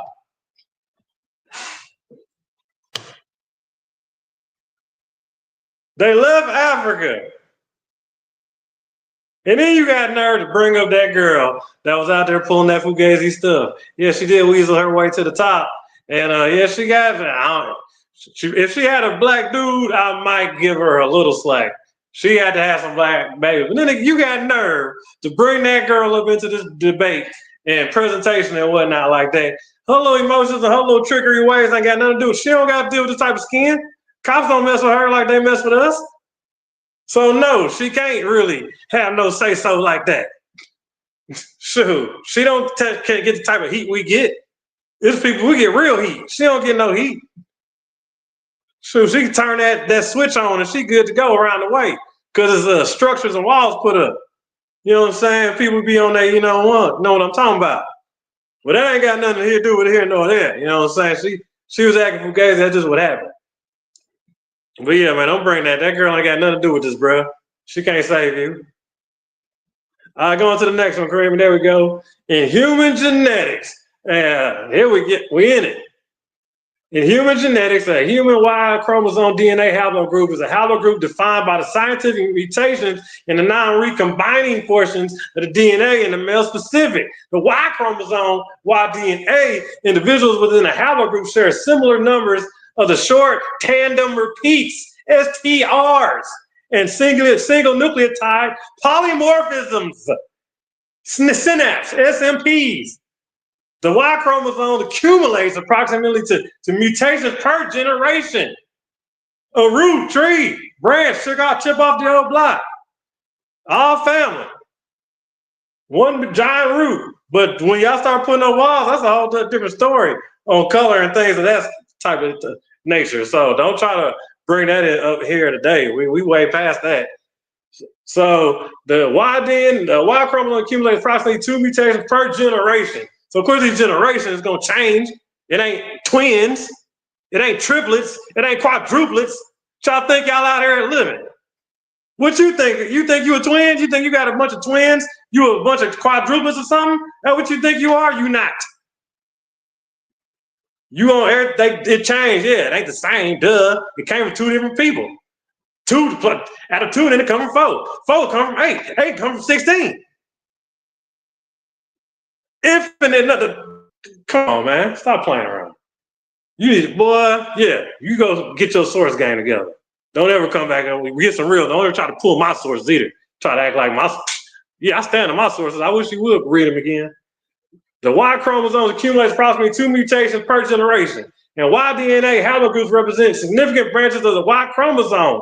Phylogenetic tree. The phylogenetic tree is what we're talking about. The tree, the root.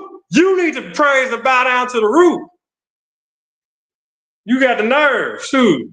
Tell me I'm right. Say, you see, every time you come on, you say, great, that was a great speech, Silky D. It was a magnificent presentation you put on, dog. That's what you need to be saying if you agree. The Y-DNA haplogroup represents a significant branch of the Y chromosomes of a phylogenetic tree, each characterized by hundreds and even thousands of unique mutations. Yeah, duh. It ain't a bunch of incest. Somewhat, but it's like a myth. Like it ain't like you ain't doing it with, yeah, it ain't that close. It's obviously some type of separation, but it don't take much to make a lot. The Y, that part. The Y chromosome, here we go. The human Y DNA phylogeny and haplogroup distribution. Phylogenetic tree, and it means thousands of years. The geographical distribution of the haplogroups are shown in the color, geographical color legend. The Y chromosome, most recent common ancestor, the YMRCA, often referred to as the Y chromosome, Adam, and the most recent common ancestor from who all currently living humans are described fraternally, family, root, tree, the science. There you go. The Y chromosome, Adam estimates to have lived around 236,000 years ago in Africa. I don't know how many times I got to say that. It's all these. By examining the population bottlenecks, and most Eurasian men trace their descent from the man who lived in Africa approximately 69,000 years ago. Haplogroup CT.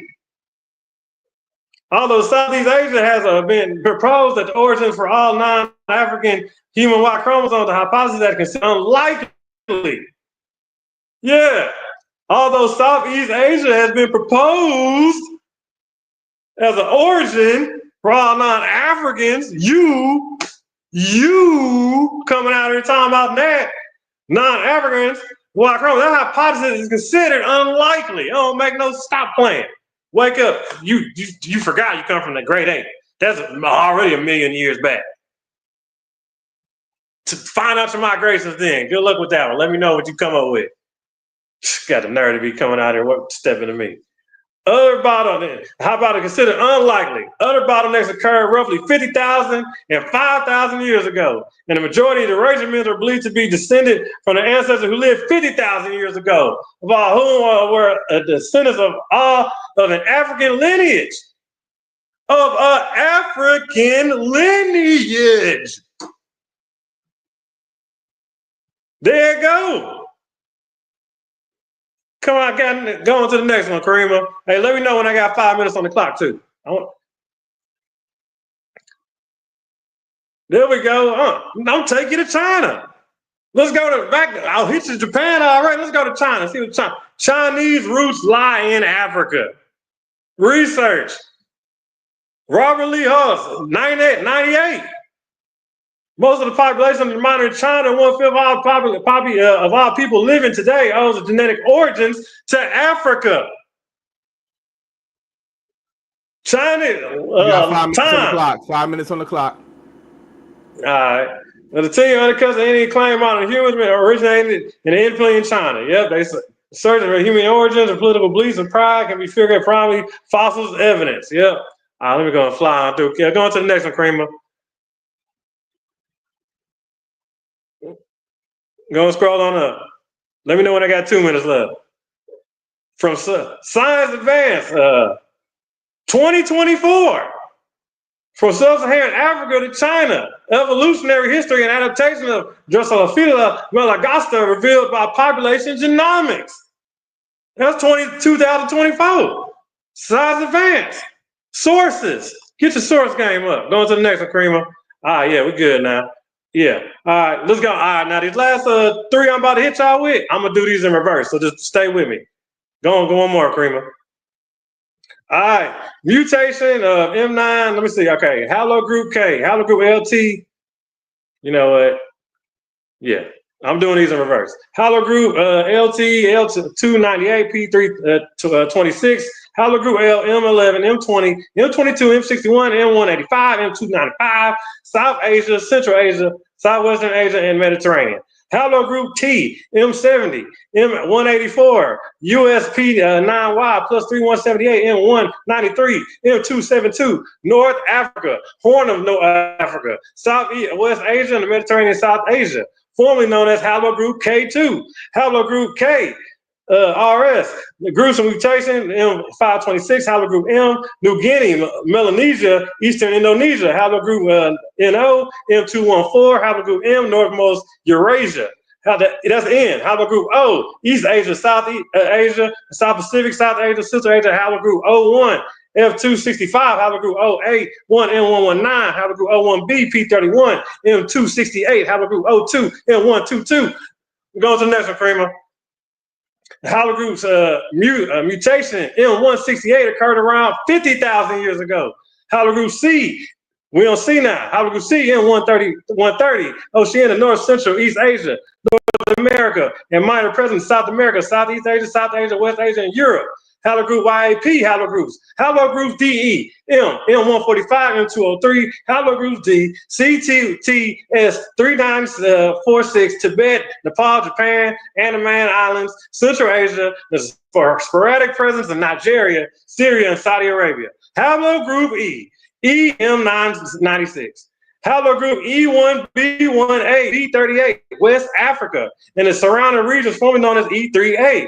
Haplogroup E1B1B, M215, associated with the spread of the Afro-Asian languages. 2 minutes. All right, 2 minutes. I bet. Afro languages, now concentrated in North Africa and the Horn of Africa, as well as parts of the Middle East and Mediterranean and Balkans, formerly known as E3B. Groups of mutations, M89. Mutation occurred around 45,000 years ago. Haplogroup F, M89, Oceania, Europe, Asia, North, South America. Going to the next one, Karima. All right, this is the finale right here. This is the dagger. See, this is how it starts. This is the beginning of that root right here. This is the beginning of. This is where the root starts. I just started at that like kind of in the middle, but this is where it starts at. Groups with mutation M168. Haplogroup A, M91, Africa, especially the Khoisan and the Nilotes. Haplogroup B, M60, Africa, especially the Pygmies and the Hazabis. Groups of mutations M168, mutation M168 occurred 50,000 years ago. So remember, we started at 45, 40. Now we have 50,000, predating the origins. Haplogroup C, M130, Oceania, North Central, East Asia, North America, and a minor presence South America, Southeast Asia. Haplogroup DE, yeah.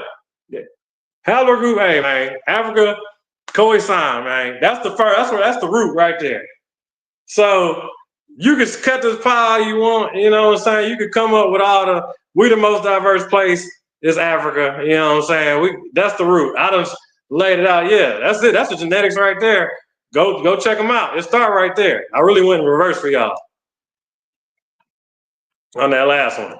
But yeah, Silky D, you know what I'm talking about? Bringing you that fire. I kind of was rushing through that one because I was a little checking my time and I had a few. I should have took my time on that stuff, but it's all good though. Like I said, man, Haplogroup A, baby. You know what I'm saying? But the E1B1B associated with the spread of Afro-Asiatic language concentrated in North Africa. All right. Shout out to both debaters. We're going to head into the question and answering round. We're going to start out with Orthodox Moore. You have 10 minutes to question Silky D. All right. Whenever you're ready. First question, Silky, how you doing, brother, man? I'm doing well. That's what's up. Second question, is Rachel Dolezal African? Is she African? Mm-hmm. What are her parents classified as? European. Her parents are classified as white, right? I wish I could get classified as white. I would like to do that. So is Rachel Dolezal African? Help me understand. I don't think she's classified as African. Say what? I said I don't think she's classified as African. People don't stop being African. No, I mean as an African, as in having to deal with America, having to deal with the system. When did she stop being African? I'm guessing when her people started keeping it on the bright side. I don't know. You'd have to ask her that. So in your paradigm, is she African or no? In your paradigm, not what she's saying, but in your paradigm. In my paradigm, yes, I'm pretty sure she got African in her. She probably got a whole lot of African in her. So, do you agree with her when she says that she's African because everyone comes from the African continent? Do I agree with her on that part? I mean, that's a true statement. That's a true statement on that part. But so it's not. She's not like. Yeah, but you're talking about social constructs, man. Like you understand, you're being pseudo. You're trying to mix a social construct with I'm asking you, I'm some asking you emotions based and upon the keep out it working African and theory, just which is a paleoanthropological and a genetic theory. Is she African?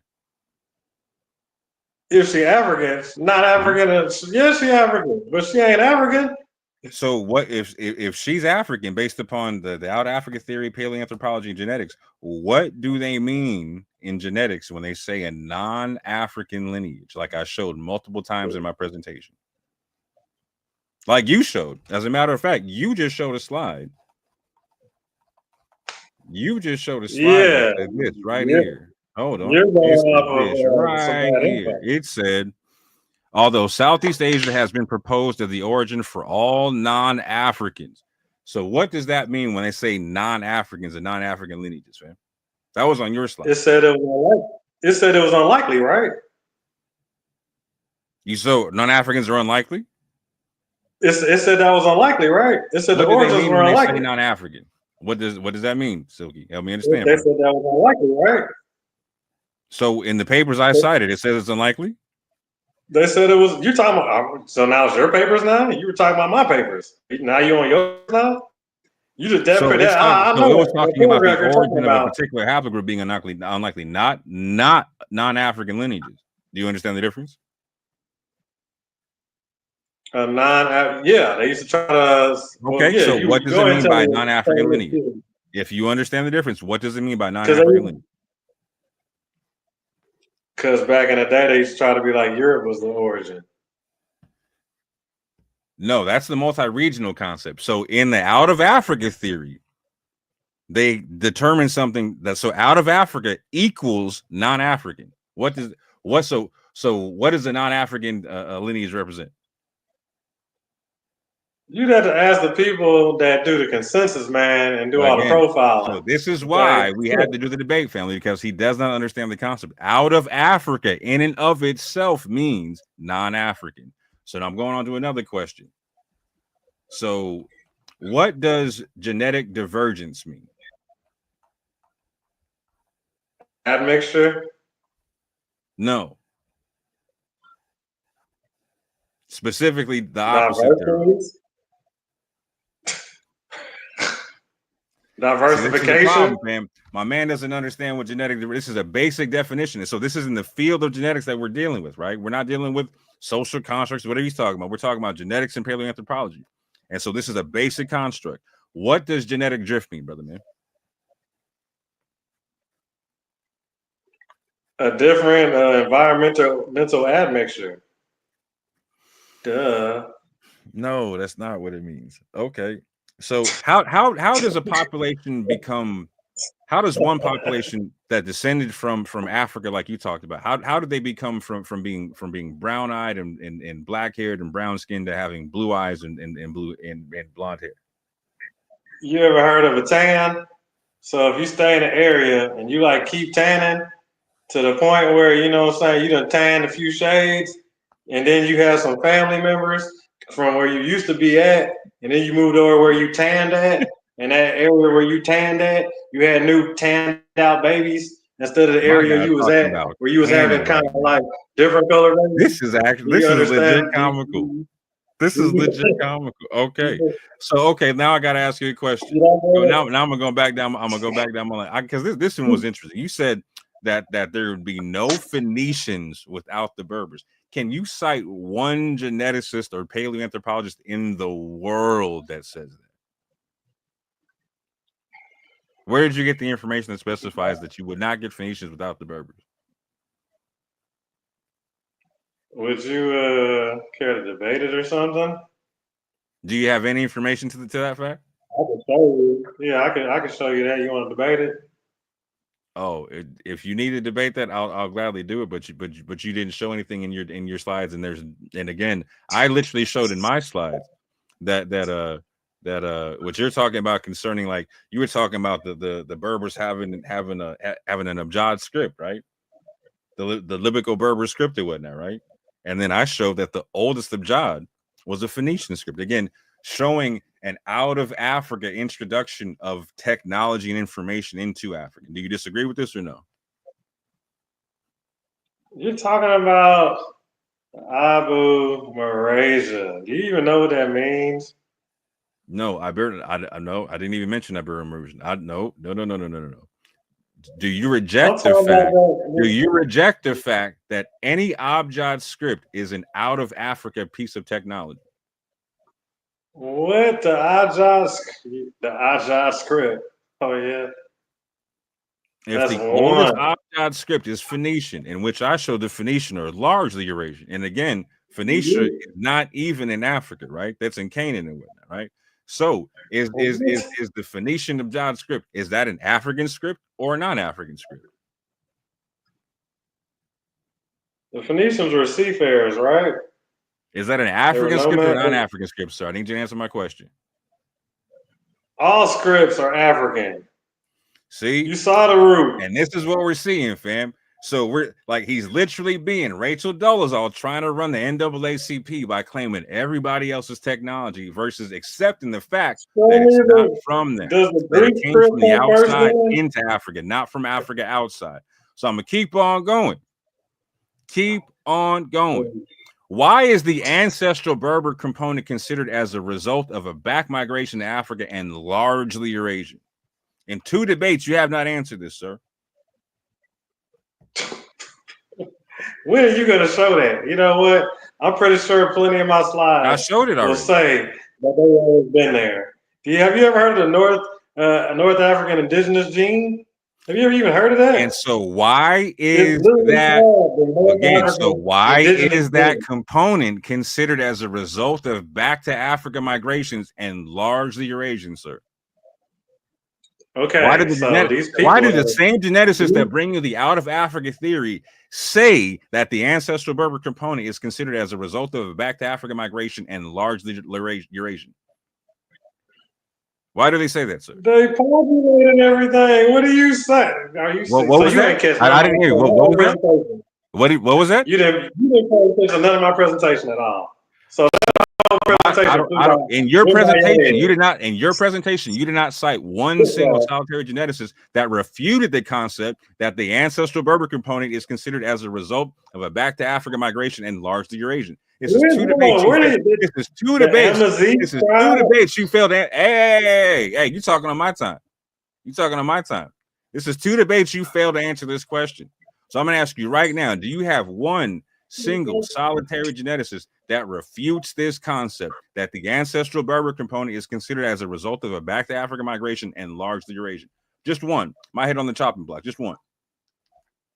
Yeah, because you don't have no source. Get out of here. Show me a source to say what you say. I want to see your source. I cited it in my debate. So did you shoot. So again, we're doing a truth conference, right? We both cited. A Daniel Schreiner, 2014. Well, Nick Longridge, 2023. So does it say that the ancestral Berber component is not as a result of back to African migration and largely Eurasian? What are you talking about? No, it doesn't. And there you go, falsely conflating the information. Man. You're talking on my time. You're talking on my time. And again, family, we're seeing that he's falsely reading the information and falsely conflating the information and giving a false premise based upon that. If you're off by a little bit at the beginning, you'll be off by a lot at the end. Thank you, family. That's my time.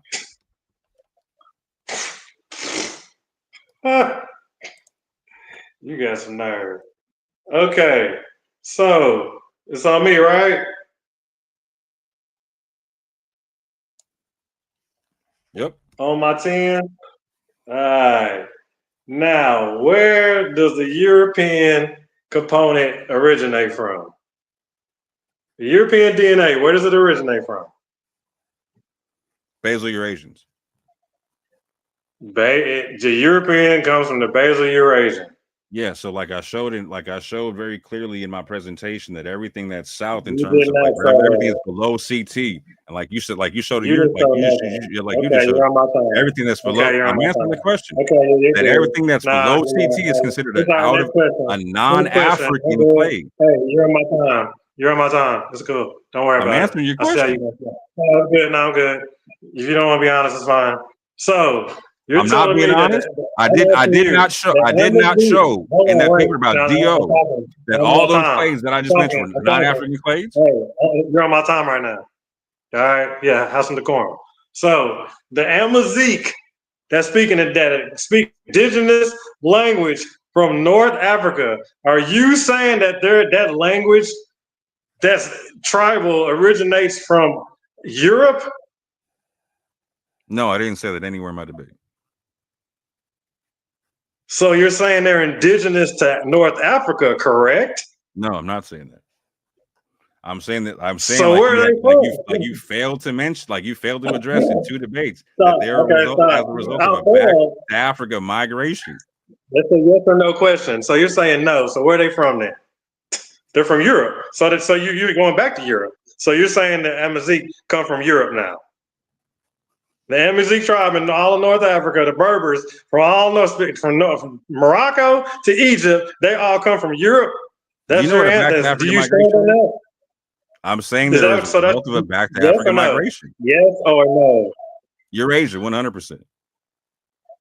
Yeah, yes. So they're all Eurasian. Everybody in North Africa, Libya, Mali. No, not everybody. Egypt. Not everybody. They're all. So now not everybody. You got some nerve, man, to come out here with this.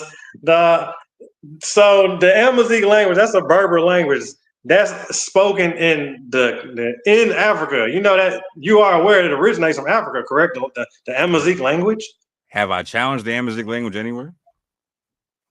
Well, I mean, the people originate from Africa, correct? That has absolutely nothing to. So no, again. All mankind has their origin in Africa, right?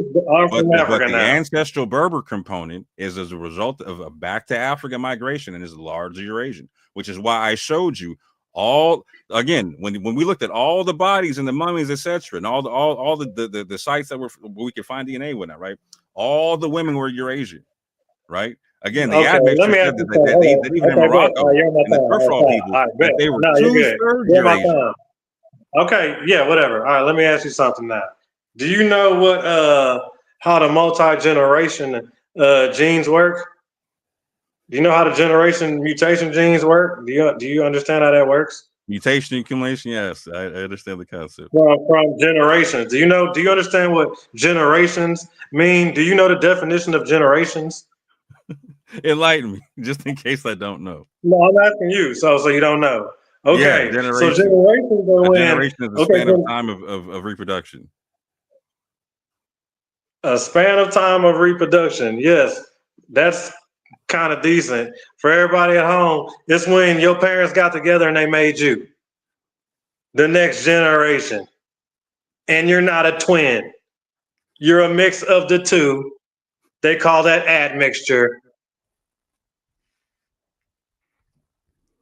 Same roots though, from way up. They just splitting, coming back and mixing it up. We got flavors, Baskin Robbins, 31 flavors. So the people in Asia, you're saying the people in Asia, they don't come from Africa? So all mankind descends from an out of Africa migration, right? Like so people in Asia, okay, everyone that's outside of Africa. Yeah. Whoa, you're saying yes or no? All mankind that's outside of Africa descends from an out of Africa migration. So 100%. I showed you my slide. I'm answering your question. Let me answer your question. I showed you. Did you see that in my presentation? Did you see those sources? Anybody you test in Tokyo. Anybody you test in Tokyo, right? We're talking about generations and genes. Anybody you test in Tokyo, right? Whether male or female. Their mutation accumulation on their sex chromosomes is going to go back to Africa 100%. Yeah, that's how the generation. You're good. You're in my time. Did you see my medical sources? Did you see those in my presentation? Sure did. Oh, did you see all the year ranges I was grabbing these sources from? I saw you trying to grab sources 100%. At any point in time, have I disagreed in this debate about Africa being the origin of mankind?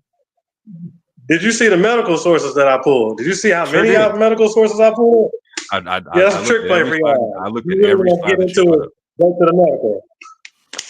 What was that? So, do you know what the Abu Marasia? Do you know what that even stands for? Ibero-Mauritian. You got to say it right. Do you know what it means? Yes, the Iberian Marusian is an ancient it's a population group. What does it mean? Okay, what's the definition? Okay, well, let me just clarify. So you don't know what it means. Hold on, Iberian Marusians are a group of people that okay, we're good. Let me. You don't know what it is. I'll tell you everybody that have a highly Eurasian admixture. You're on my time. And a very you're good. You're on my time. That's all right. Cut it. So the Abu Maurasian people. For everybody who don't know what Abu Maurasian people is, because we can't have people out here not educated. Abu Maurasian means you're on my time, man. You're on my time. It's the Abu Maurasian, whatever. Abu Maurasian. That means the Iberian Peninsula and Mauritania as one, ruled together. That's what that means. You got to during what period of time?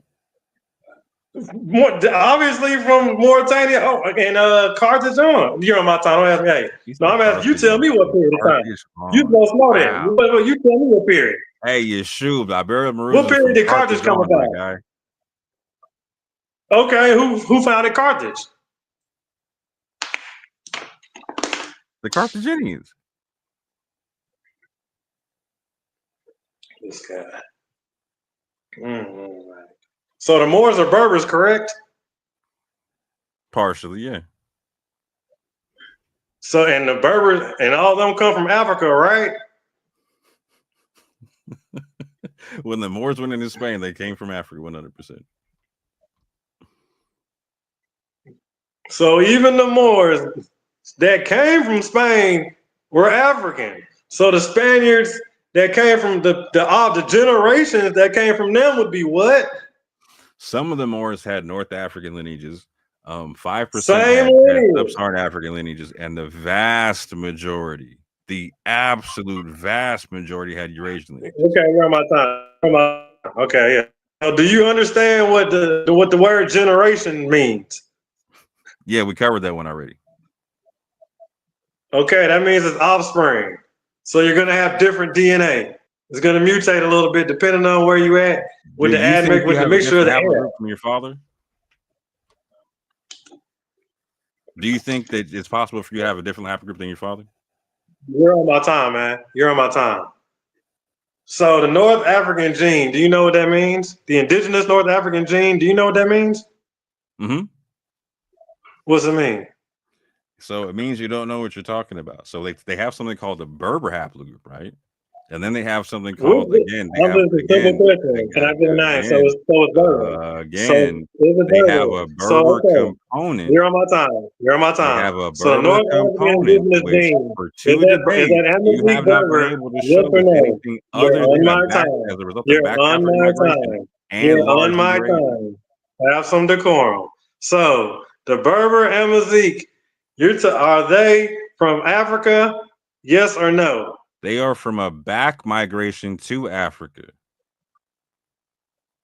So the North Indigenous Berber gene, yes, you're saying comes from Europe? The ancestral Berber component is largely Eurasian and is a result of a back to Africa migration, like the Shub showed you and like I showed you from Daniel Schreiner. Okay, y'all don't understand science. Yeah, that means y'all are the relations. Y'all are the ancestors. Y'all are the later roots. That's all that means. What y'all? Who's the later roots? What y'all? So you just once again you missed everything. What are you talking about? I have no idea. I have no idea who you're talking to right now. Like I show you all these sources. I show everybody all this stuff, and they still can't. I tell you, don't make no sense. The origins of Japan, the Japan Tokyo people. Where are they from? So you have different ones, right? Like so, the ones that are descended from like haplogroup D or whatnot, right? I showed it in my presentation. I literally showed you the highly accredited source with the people that out there in Japan, letting you know the origins. Okay, if you want to get just real simple with it, they're from an out of African migration, right? Time. Shout out to both debaters. We're gonna go ahead and close this thing out. Do y'all do closings or? Yeah. We got a 5-minute closing. All right, 5 minutes to the Orthodox Moor. Whenever you're ready, brother, you could begin your closing. joint ready. Share my joint right quick.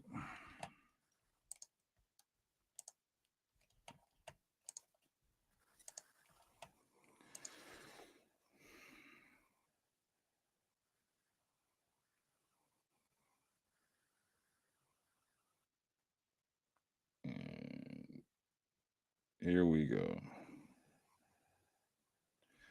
So yeah, family, again, in addressing my premise from this whole thing, because as the affirmative, the person who went first, what I gotta say really matters in this whole thing, right? So I'm talking about the same things we agreed on, right? That the out of Africa theory posits that mankind originated in Africa and migrated out of Africa roughly 70,000 years ago and diverged into a multitude of distinct non-African peoples.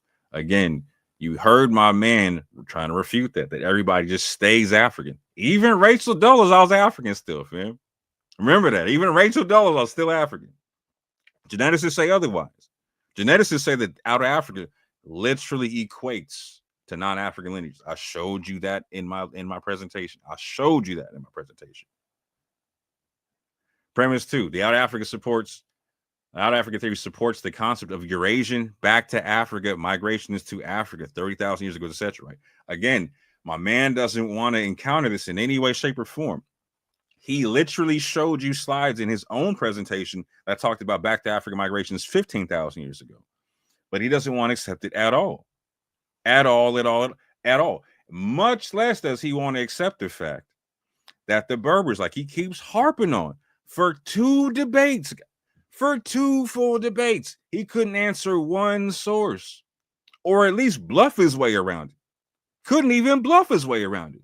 But the source says what it says, that the ancestral Berber component is as a result of a back to Africa migration and largely Eurasian.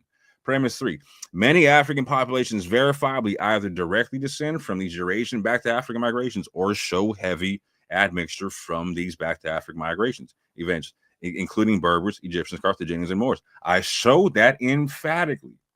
I showed the bodies, I showed the dates, I showed their haplogroups, and I showed their high admixture. 70, 80, 90% admixture Eurasian. Cannot be denied. My guy wants to say I didn't show a real source. He can rest his laurels on a true Scotsman's fallacy all he wants to, but he's just making a fallacious argument, not a real one that you should be proud of or stand on or tell your kids about.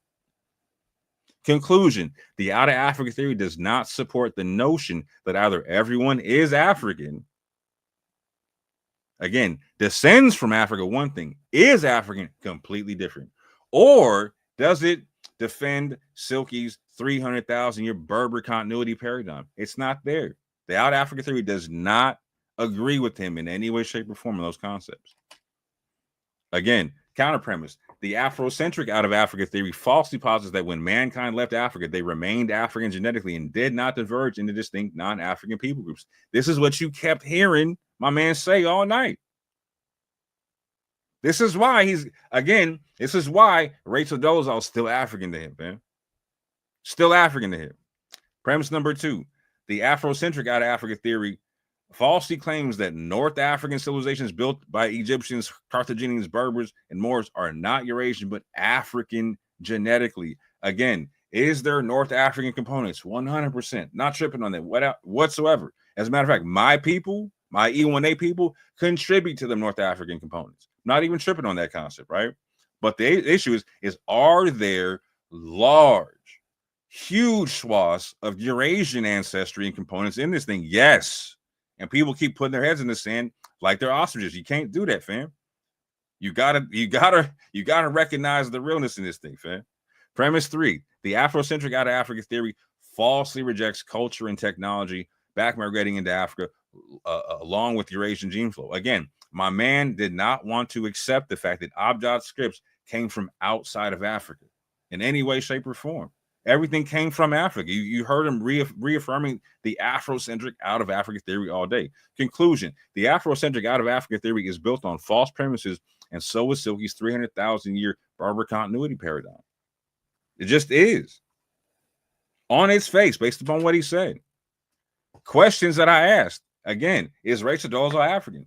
After dancing around, he wanted to have it both ways. Well, yes, but no, but yes, but no. Fam, which one is it? And I asked him on the paradigm. He said yes on his paradigm. I said, well, that's not what the geneticists say. Geneticists say that there's a concept of out of or non-African lineages. Again, he didn't answer the question about genetic drift, genetic divergence, or non-African lineages all night, fam. All night. Again, he wants to claim everybody's African, and that is not the case. With that, family, that is my time. I appreciate y'all. Hope you enjoyed the debate. Appreciate y'all for supporting. Peace and love, fam.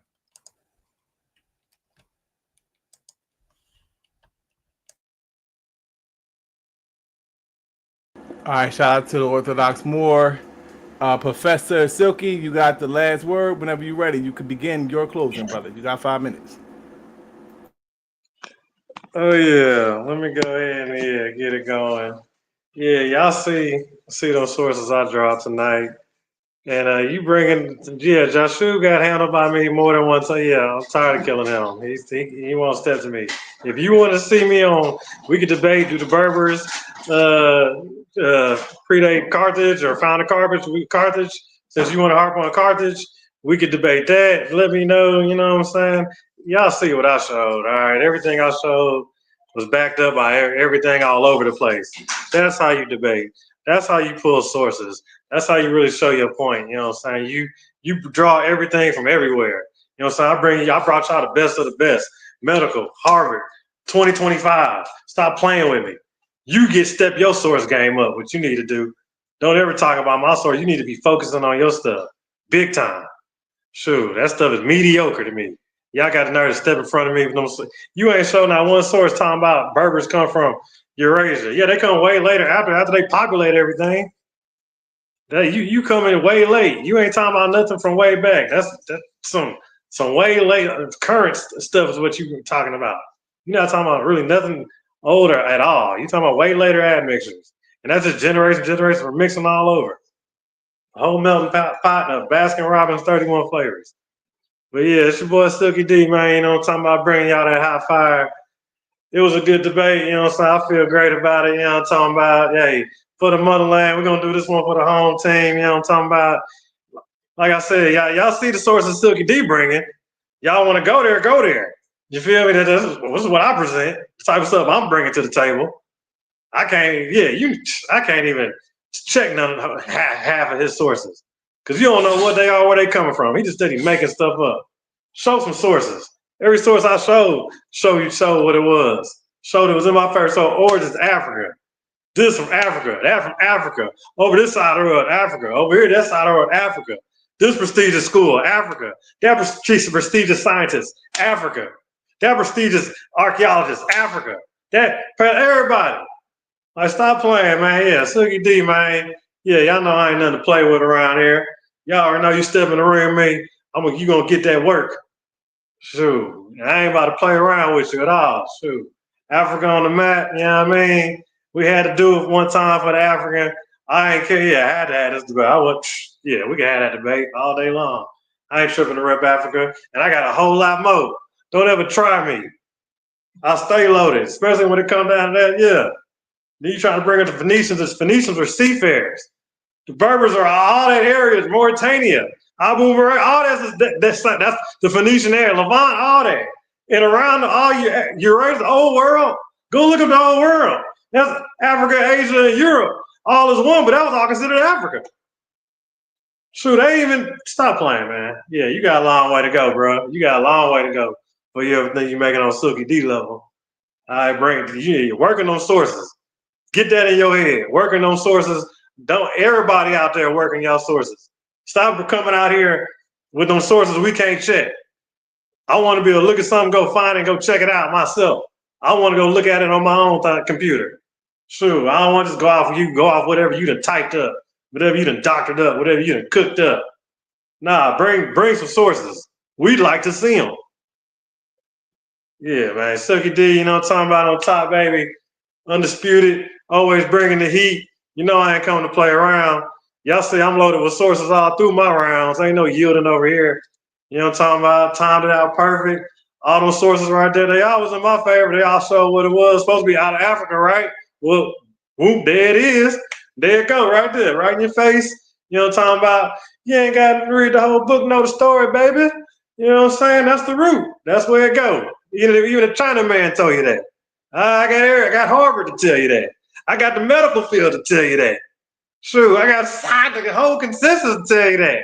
The community to tell you that. I brought everybody together just to tell everybody that this out of Africa stuff is real. You know what I'm saying? Everything else would be unlikely. It would be asinine. You talk about mega years way later, either a bunch of admixture to get your admixture that you're talking. You know what? In my last 3 slides, yeah, you can't even comprehend. I literally dropped the numbers into DNA. It went from 50,000. You was only at 40. We're at 45. Y'all ain't at 50,000. There's a whole 10,000 gap in between y'all stuff. For you to get your admixture, go learn genetics. Holler at your boy, I can give you a lesson. Go learn about the chromosomes, all that. The mitochondria, go learn all that. Yeah, Sugar D can give you a lesson. Yeah, I'll take you down the genetic lane. Let you know how that works. Okay? So that stuff come after, down the line, later. Okay, but the root. All right. That's the time. Shout out to both debaters. It was a very powerful and interesting debate. I kind of glanced at the chat. It's kind of mixed reviews on who they felt as though won the debate. So both of y'all obviously did a great job in presenting your information. Shout out to both debaters. Looking forward to seeing another debate with both of you guys. You know, you brought information, and it was very edifying and very interesting to listen to what you guys present in your arguments. With that being said, I'm going to pass it over to Karima and allow her to close it out.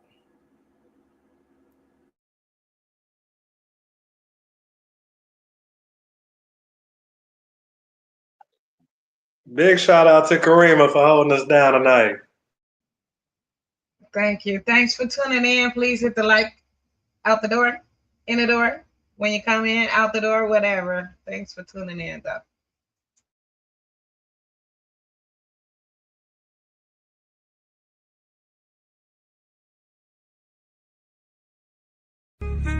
I'll praise you, Most High.